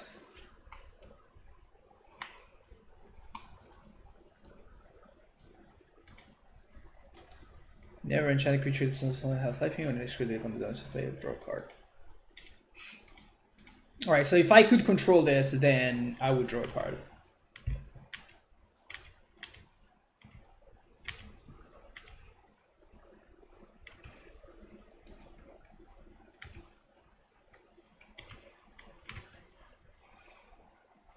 Okay, so unfortunately we can't Lurrus just yet.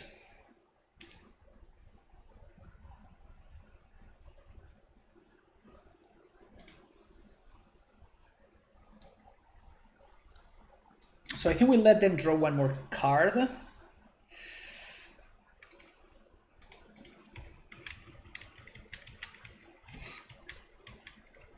And we can wear for Thopter Foundry.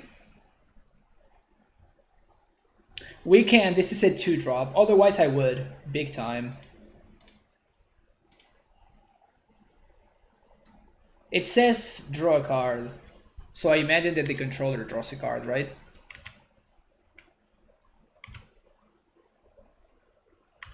I suspect that's how that works, but honestly don't know. Oh, the creature has the ability. Yeah. Oh. Yeah, enchanted creature is less. Okay, never mind. Yeah. You guys are right. You're right, folks. All right, so we're gonna wear for 2.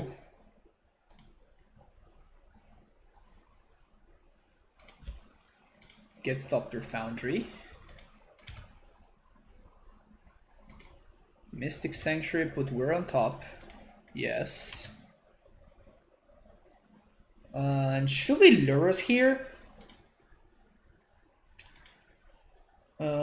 I guess they have a Rancor, so I guess I shouldn't Lurrus until I'm safe.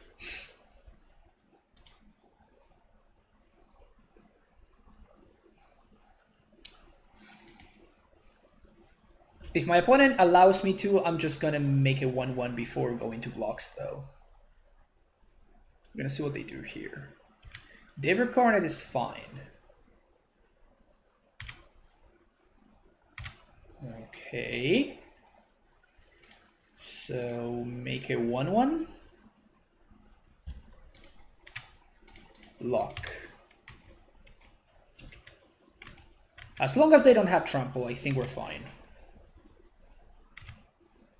And now, what do we do? I guess we draw 2. Another Cryptic. Okay, okay.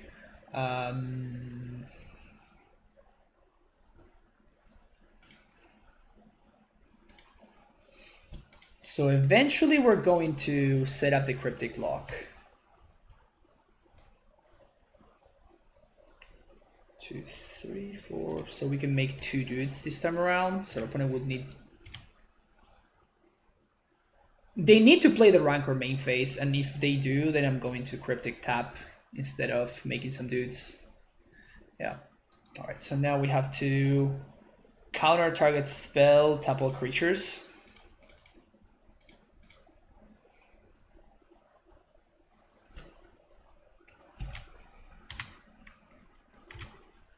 Slightly annoying. That's pretty good. Sweet. So now we put Cryptic on top. Yes. Pass the turn.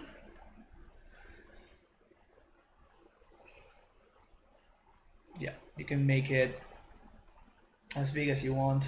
That's what she said.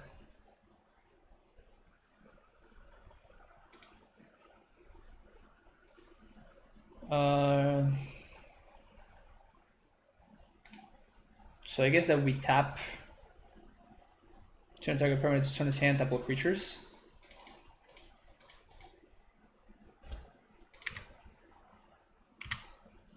End step. Oh, that's value. Weaving at the Curious Obsession. Nice, nice, nice. Oh, sealed. Yes. Okay.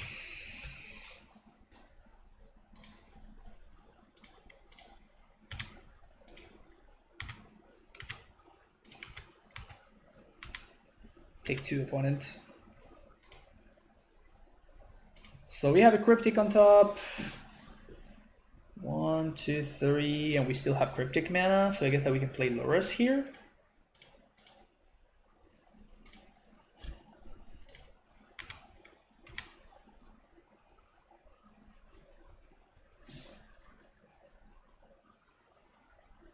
You got it. Double creatures your opponent's control draw a card. So I'm doing this because I want to hit a land drop here.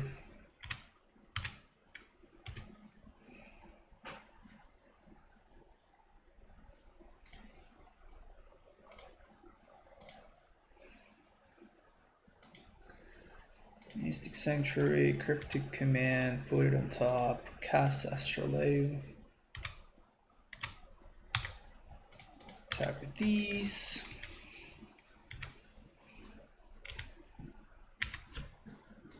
I'm not sure how my opponent gets out of this. So double creatures, draw a card.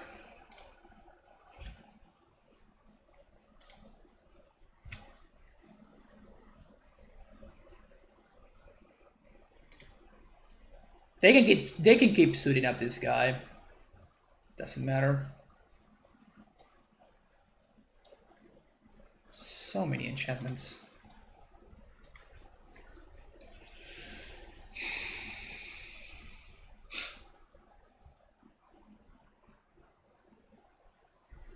Okay. All right, so we actually get to experiment with this, folks.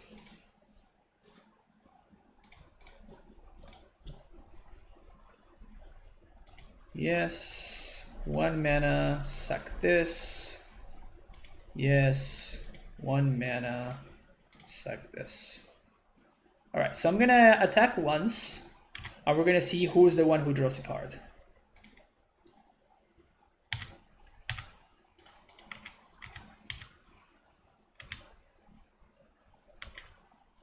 Sweet, we draw a card. Awesome. Science. Science. All right, so 1 Thopter, sack Astrolabe, recast Astrolabe to draw a card, play Nihil Spellbomb, pass the turn.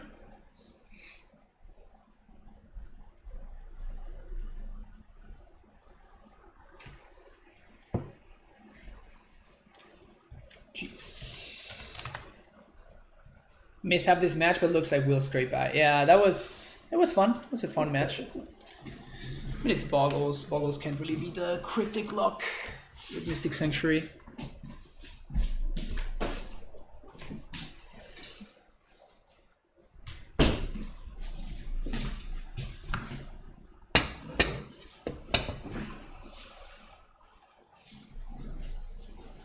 I think it depends on which enchantment. Yeah, so I guess it does give the creature the ability, right? So I control the creature, so I get the ability, which makes sense.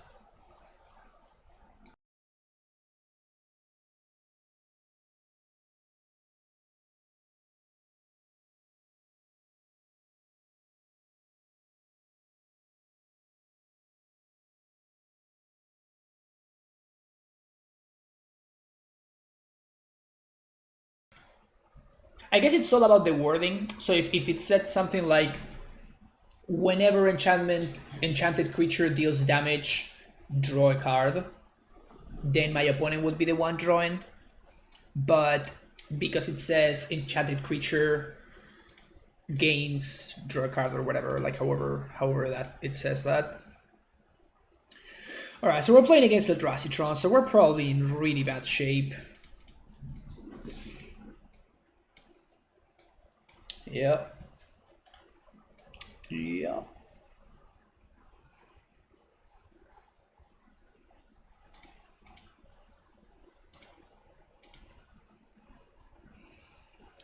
Drawing another bubble. Okay.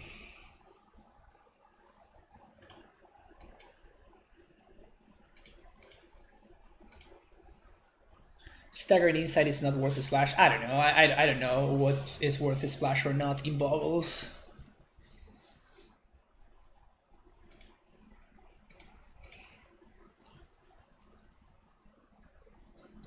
So if they have Karn, the Great Creator, we die because we just can't beat it.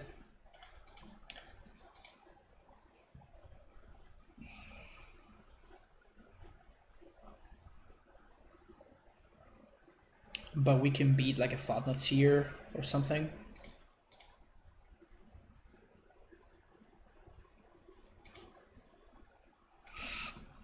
Yeah, they are playing Eldrazi Tron. Eldrazi Tron is significantly a significantly worse matchup than... Yeah, Karn is just unbeatable.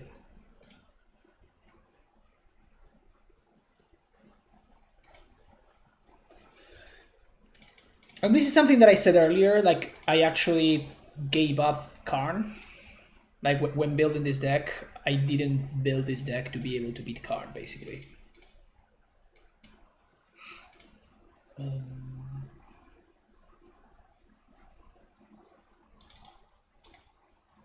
Pretty unfortunate that we hit our worst matchup twice today.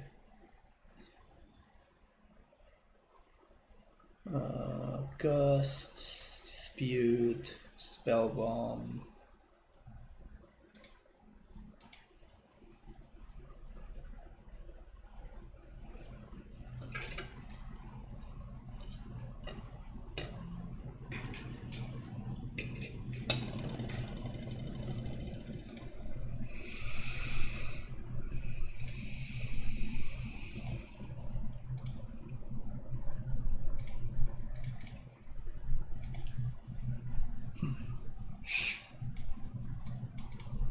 So this hand seems reasonable. It's nice that we can discard an early Chalice.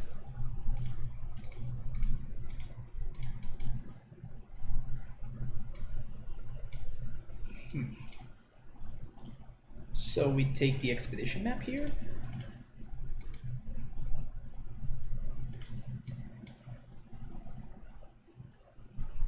This is mine.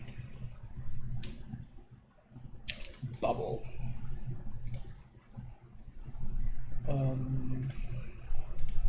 Well, I guess that we're gonna fetch anyway.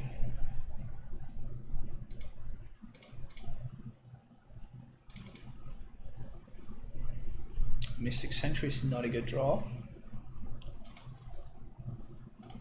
So,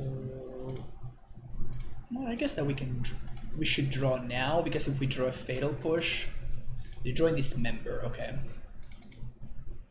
definitely good to know about that one. So we're not just gonna blindly. Okay, so we do have perfect info about their hand.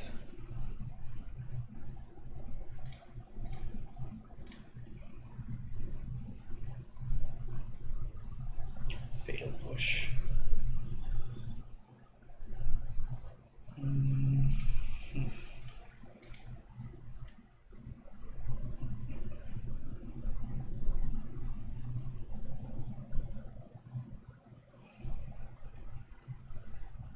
Did they just get natural Tron? Just like that?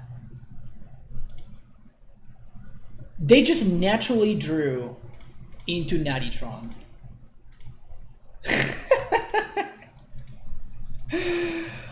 God damn it, man.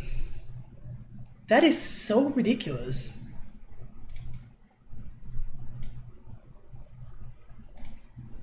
Wow.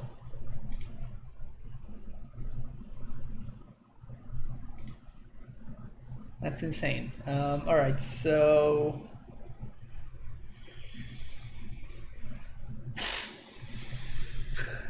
we can't Lurrus.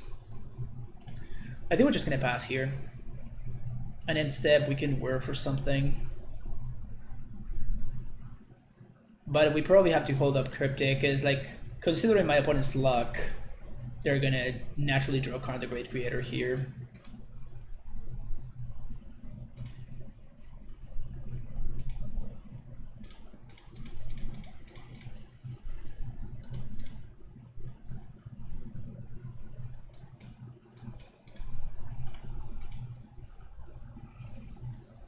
So this is probably gonna make my opponent sack the Scavenger Grounds. Yeah. Do we have Time Sieve? No, Sam, we don't. And there has not been yet a situation where I wish I had it, basically. So I think that it's pretty... like, it's good that we don't have it. Okay, so we're gonna pass the turn here, make my opponent use their mana. So we're gonna see what they draw. They're drawing Mystic Forge. We can Thoughtseize. Another Ballista. God damn it. All right.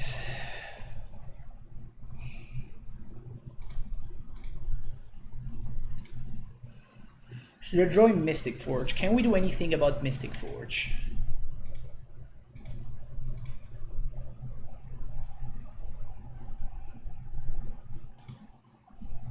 I did take out my Damping Sphere, because I don't think Damping Sphere is very good.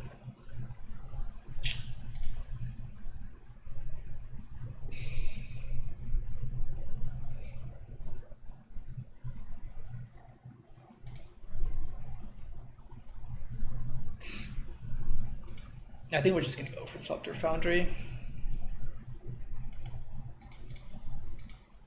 Just kind of hope it's good. Yeah, we're not drawing good cards. Not drawing good cards here.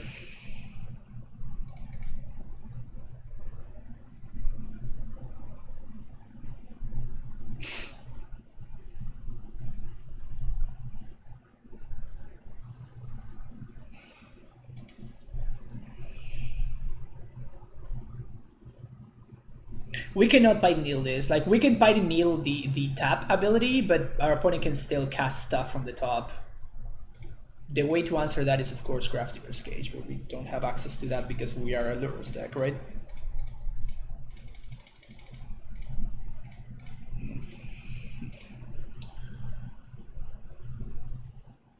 We're for 2.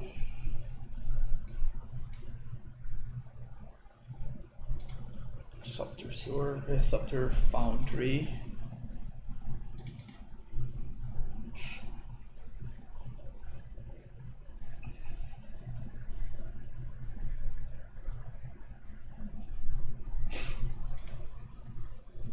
Okay, so we can actually set up the combo here. I'm going to sacrifice the Lurrus for this, but I think it's important for us to do it. So opponent's going to dismember now. Yeah, that's fine. Now we can bubble them. They're drawing an Eldrazi Temple. I guess they might exile the Eldrazi Temple in response. Yeah, that's going to be correct. If they have Karn, the Great Creator, we just lose again, but we can't beat Karn here.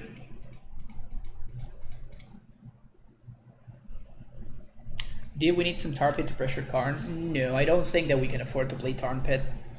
Creeping Tar Pit, sorry. If we do, then we can't play Inventor Sphere, and we probably can't play Mystic Sanctuary either. It's just too many ETB tap lands, and too many like synergies with Mystic Sanctuary. And I think Sanctuary is better than the other things.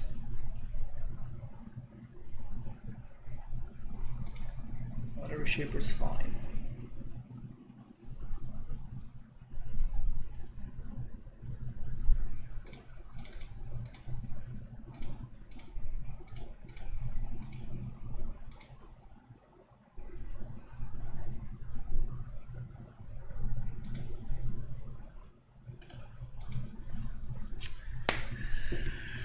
Your go.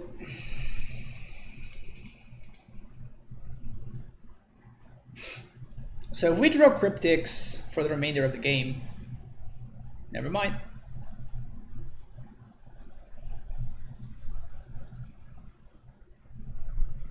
They can even equip Batterskull here if they want. I guess next turn, not this turn, obviously, but...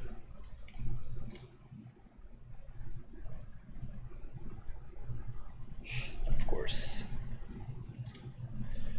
Of course.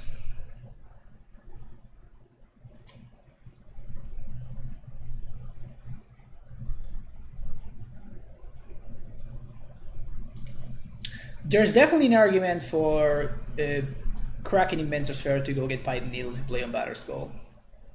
Definitely an argument for doing that. Probably not likely that we win a game where we do that. Like, I think the way that we win is we need to make a bunch of dudes and we need to draw like a Fatal Push or something to answer that.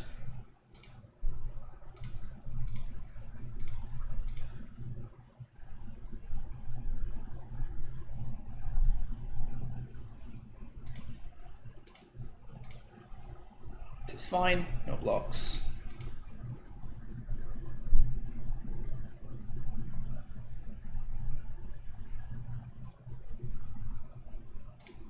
TKS, you got it.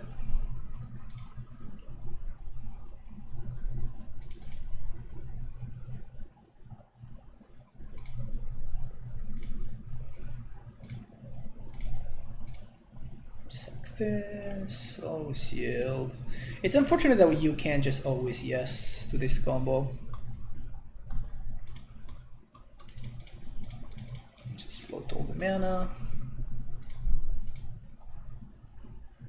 Yes, this, mana, this, yes, this, mana, this, yes, this, mana, this, yes, this,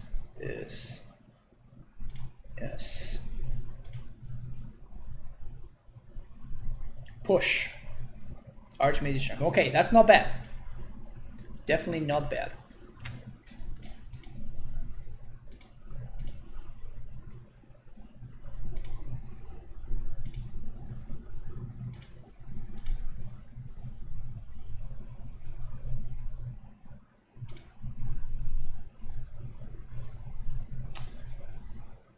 Yeah, we're playing Lurrus, he just got exiled.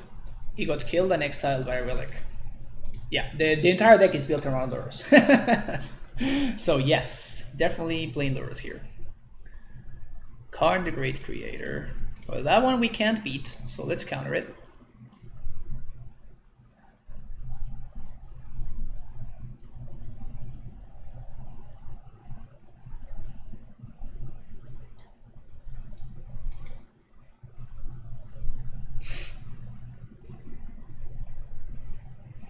Yeah, it's in a weird spot in the cardboard live. It's a little bit awkward.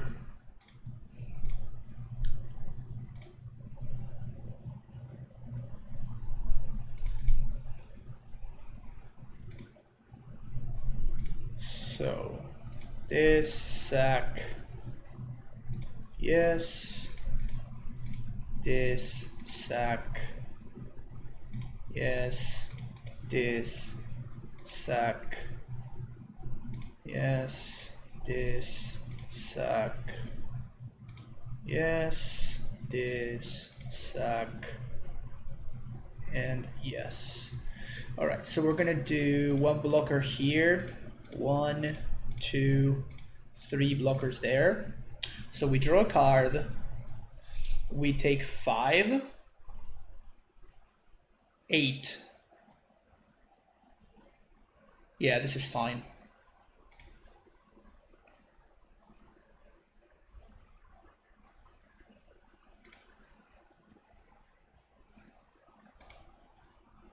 Ceremonious rejection, that's not bad. Certainly not bad. Draw another card. Another rejection is nice. All right, so might be able to get there, folks.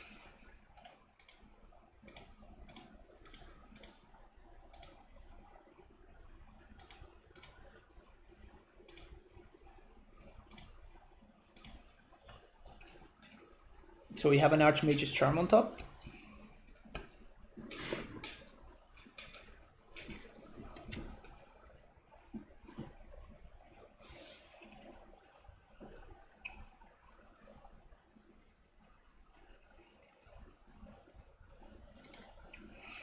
Drake, I think it's actually in the beginning. I don't know. It's a little bit awkward sometimes.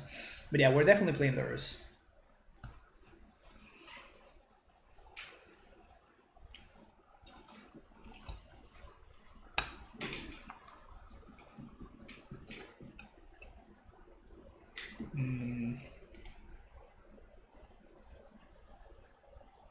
Yeah, Scavenger Grounds is gone already. The only reason why this is annoying is because it's a shuffle. So they get another look at Mystic Forge, but I think we need to save the ceremonious rejections for like the real cards. Matter Reshaper does not qualify as real card.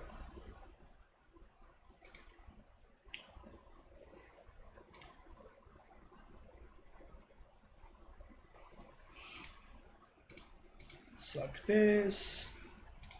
Yes. Yes. Mana, suck this. Yes. Mana, suck this. Yes. Mana, suck this. Yes. Mana, suck this. So I think I'm interested in like blocking the Reality Smasher this time around.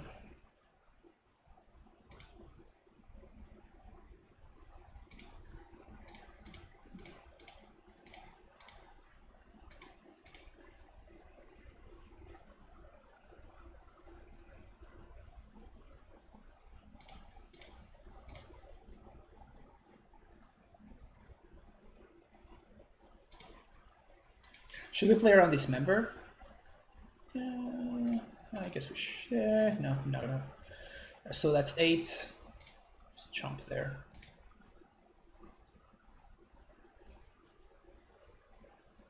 Why not TKS sack Thopter? Because this you can only sack. You can only sack a non-token creature.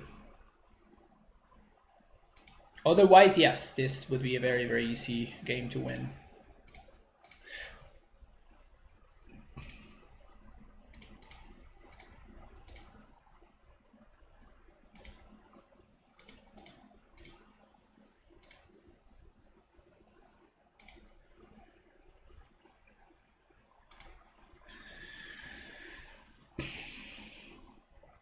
Every turn we start with more life and more Thopters in play.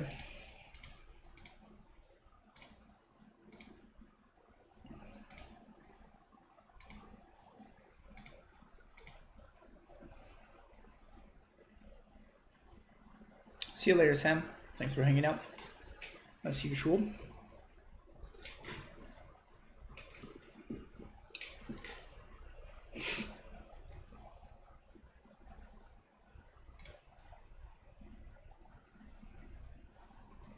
Spatial contortion? Nope. Clearly they have a blank. Will you search for this sphere to further limit them, or just keep... I cited out my detention spheres. I don't think detention sphere is very good against them. Rejection.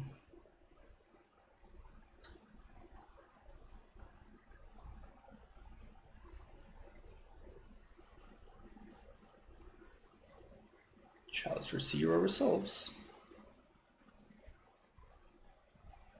So you can see. All right. Somehow we got there. Somehow we got there.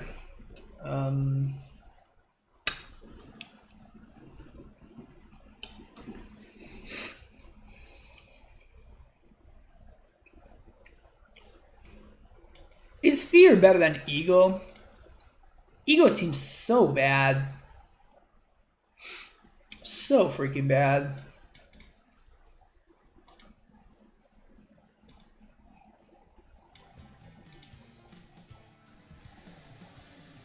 Equinox85, thank you for the follow.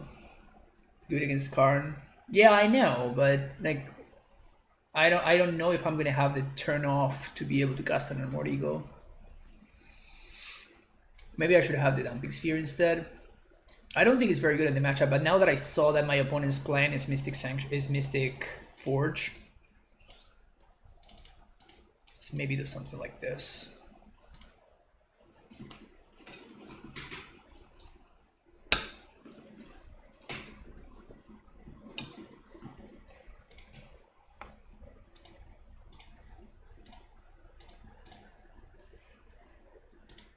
Okay.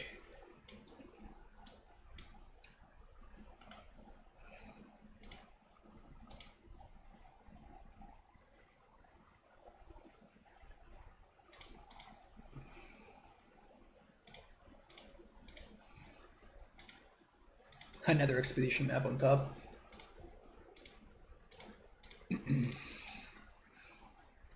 Oh, come on. Mine Tower. Okay, so they have the turn 3 Tron. Gross.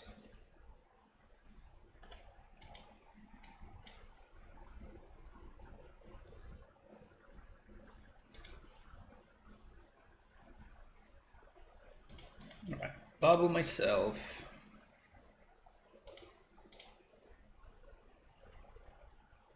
Delta. Okay, I kind of like another land.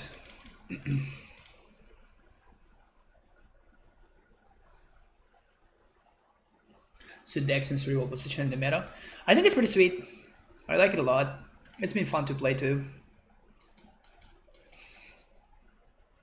Don't know if it's broken or anything like that, but I've been enjoying it.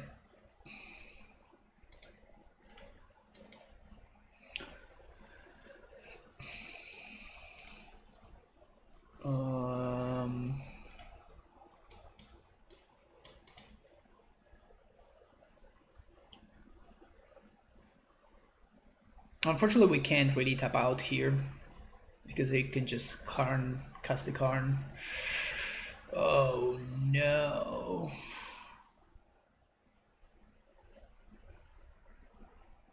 Oh wow, okay.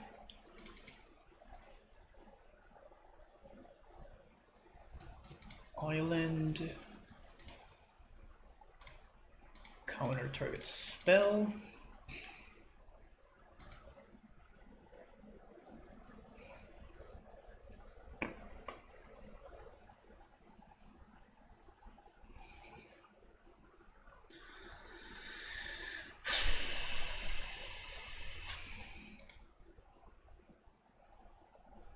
So I'm gonna cat here.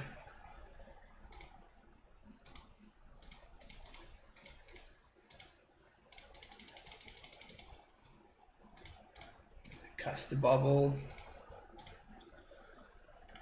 Join another expedition map. So now at least they Karn me, but at least I have a way to clock the Karn. Yeah. Let's see what they do. I imagine they're gonna plus.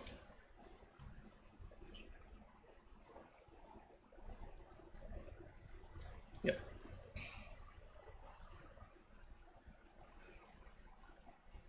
They also have the dismember. Wow. Wow. Insane. Absolutely insane. Yeah, we cannot beat that.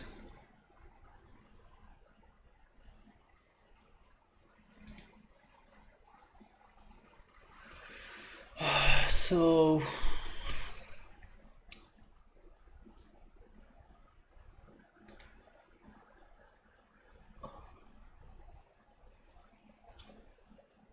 we were for needle, I guess.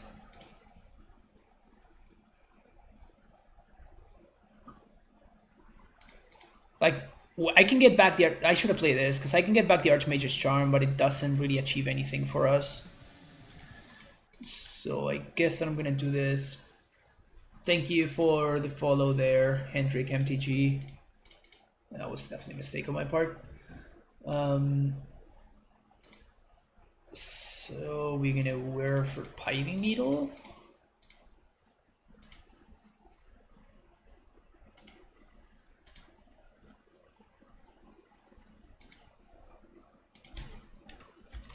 Karn, Great Creator. Doesn't even do that much, and they can blow it up with the Blast Zone, but it already uses, at least it uses up their mana. Like, I just don't know how we win this game anymore. Like, this game is just over, I think.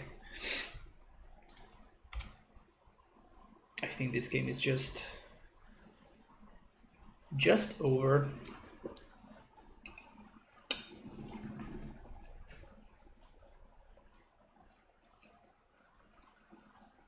Wait.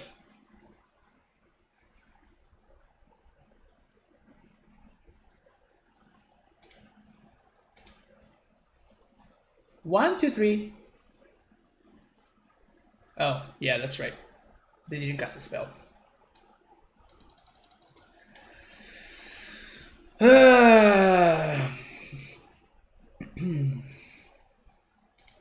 So we can't really wear for anything here.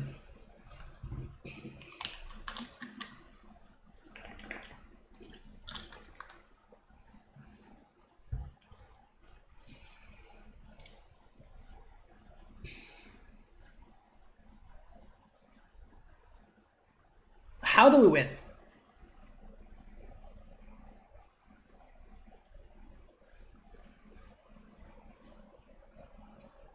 I guess we have to draw an earth. We have to draw an earth.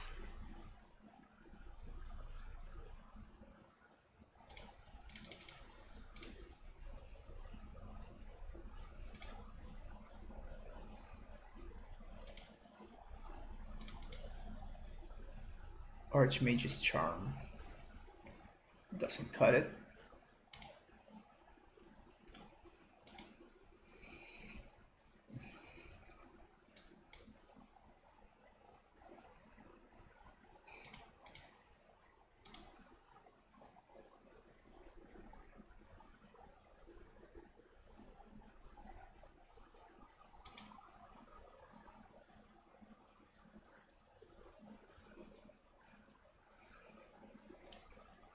So I think I'm just gonna Mystic Sanctuary back the Archmage's Charm. And I'm gonna draw 2 with this one.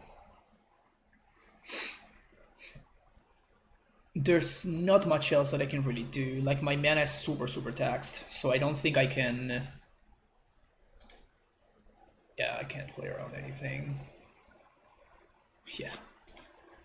Sounds pretty good for them.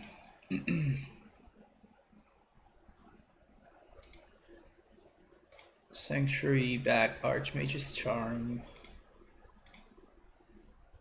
Also, by the way, with now them having access to a creature, an earth is a lot worse, right? Drawing an earth is a lot less impactful now.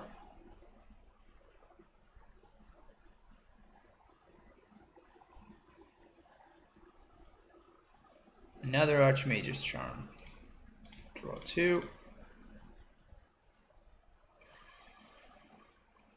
Oh no! Okay, so we did find the unearth. So you can get back the Lurrus, but we cannot get any value right now. Oh, we can't buy needles. We're just dead, because now Karn just minuses. Like, them having a Smasher is actually lethal now, because they can just minus for a Ballista, which I imagine they have at the sideboard. So I guess our route is for them to not have a... They need to not have a Ballista in the sideboard somehow. Because I'm not going to block with this Lurrus. Like, we just need to... We need to untap with it so we can get back the Biting Needle. We can't. We have Damping Sphere, right? So we couldn't have cast a needle.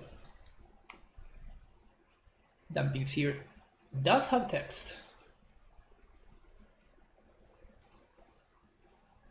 If we had started the turn by drawing an earth, maybe we would have had the shot. But we had to Archmage's Charm into it, which meant that it just wasn't good enough. Yeah, so they're just, yeah, alright. So they show me the Ballista, back it in. All right. I mean, honestly, we beat most things, right?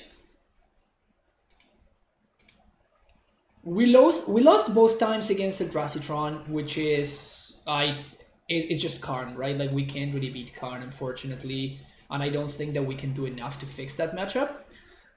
We did beat a lot of other decks, which is kind of nice. We went 3-2 twice.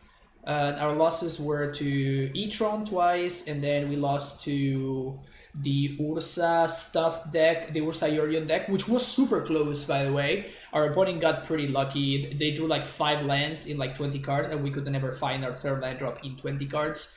So they drew the perfect amount of lands, and everything else was gas, and we just drew a bunch of gassy spells, but we spent like, it was turn 8, and we still didn't have a 4th mana source. One of those being a talisman. But I mean, for a very rough draft, this deck did some cool stuff. It did some cool stuff, and it did some impressive things. I like the Torpor Orb in the sideboard, so I'm probably gonna leave that in there. It's nice that when you're finally going off, you can actually just sack it to the Thopter Foundry in order to, in order to execute your combo. And the combo felt pretty good. It felt pretty well positioned. I hate that Torpor. Yeah, it was pretty good there in that matchup. It was excellent against AmuLIT earlier today.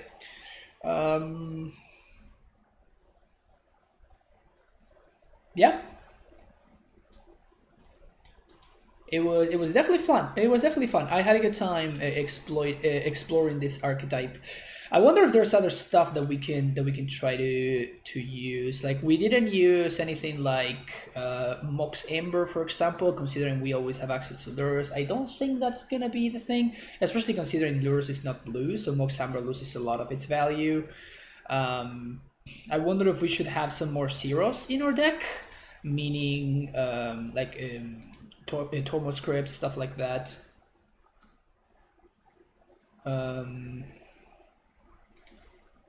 But yeah, the Drone Dialogue was not impressive.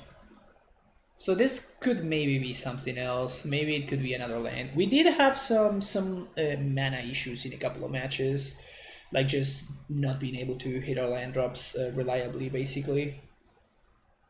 And what else?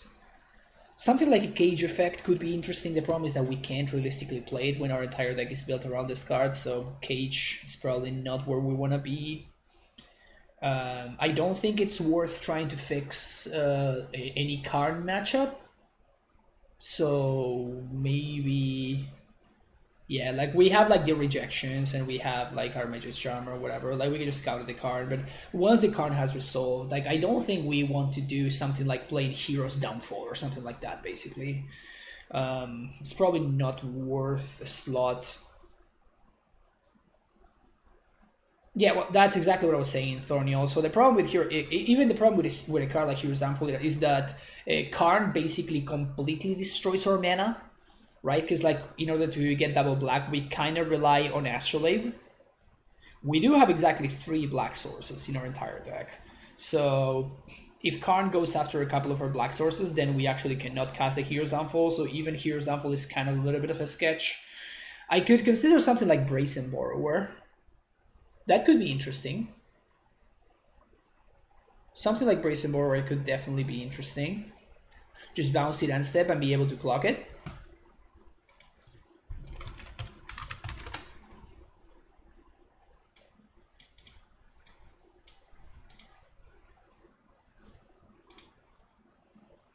I like E-main a lot of these artifacts decks if you're looking for zeros. Yeah, I mean, it is particularly not exciting in a deck playing Python Needle. And like Werf mentioned.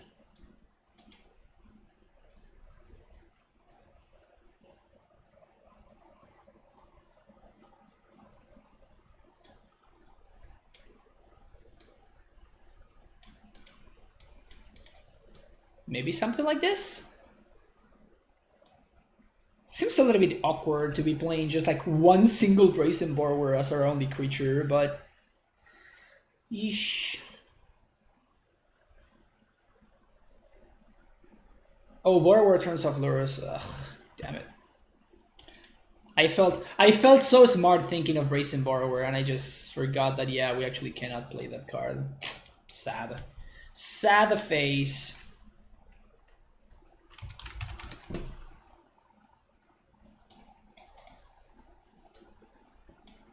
Sad, sad face.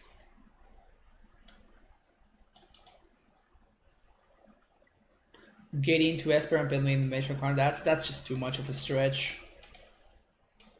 Too much of a stretch. We could play just like blue-white. The problem is that we're losing like our... We could try exploring blue-white actually. So like make a copy of this deck.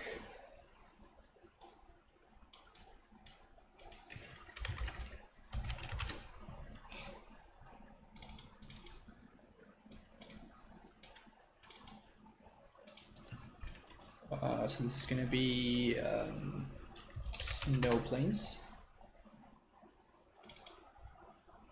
We want 4 Strand and only 2 Delta. Mana base should stay the same. Drown Lock can go, so we should be playing Path to Exile, I guess. Instead of pushes. This allows for something like... No, it doesn't allow for Teferi. Meddling Mage.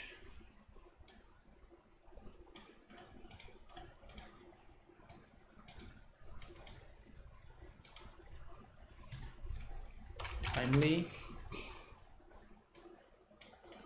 Timely in the sideboard over Collective Brutality. Definitely we are missing some equity with those Unmoored Egos.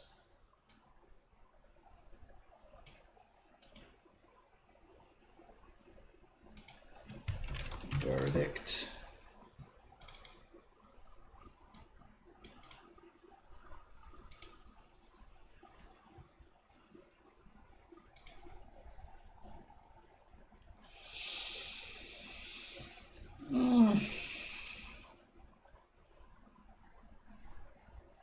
I don't know.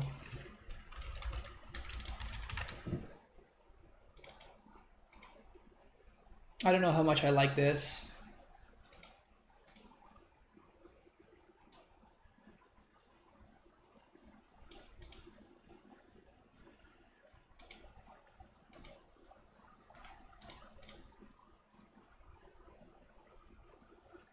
So without a more ego, we probably want another Dumping Sphere, I guess.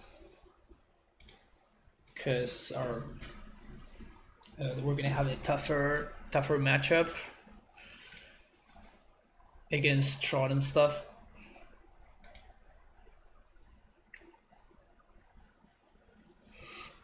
What is your main ego target? Primeval Titan. Hence why Meddling Mage could be good in there. But Urza's Tower is also a pretty relevant target.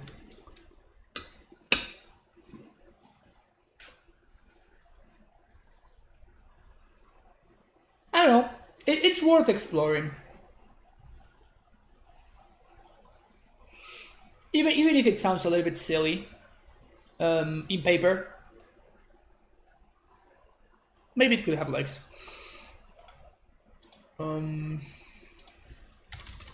Again, it's about like trying things out, right?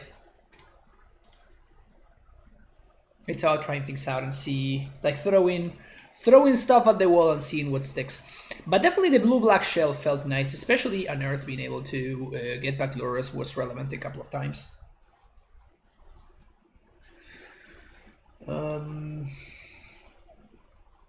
We can still run black. Yeah, but if we do run black, then we're stretching our mana a little bit too thin for my taste. So I guess that we could like just play Meddling Mages in the sideboard of this list and like play just a single Hallowed Fountain or something. It does seem a little bit sketchy. And we are making our mana worse because we probably have to cut either our Mystic Sanctuary or one of our fetches to make room for the white source. Not sold on it. But yeah, it was fun. So I appreciate you folks watching. I hope you enjoyed it as well. But yeah, I mean, this is the brewing life, right? You just try things out. You see something that calls your attention, and then you throw something together, and then you try to see what works and what doesn't, and then we go from there, right? So I hope that you enjoyed it. If you did, please make sure you hit that like and subscribe button, and I will see you in the next video. Thank you so much.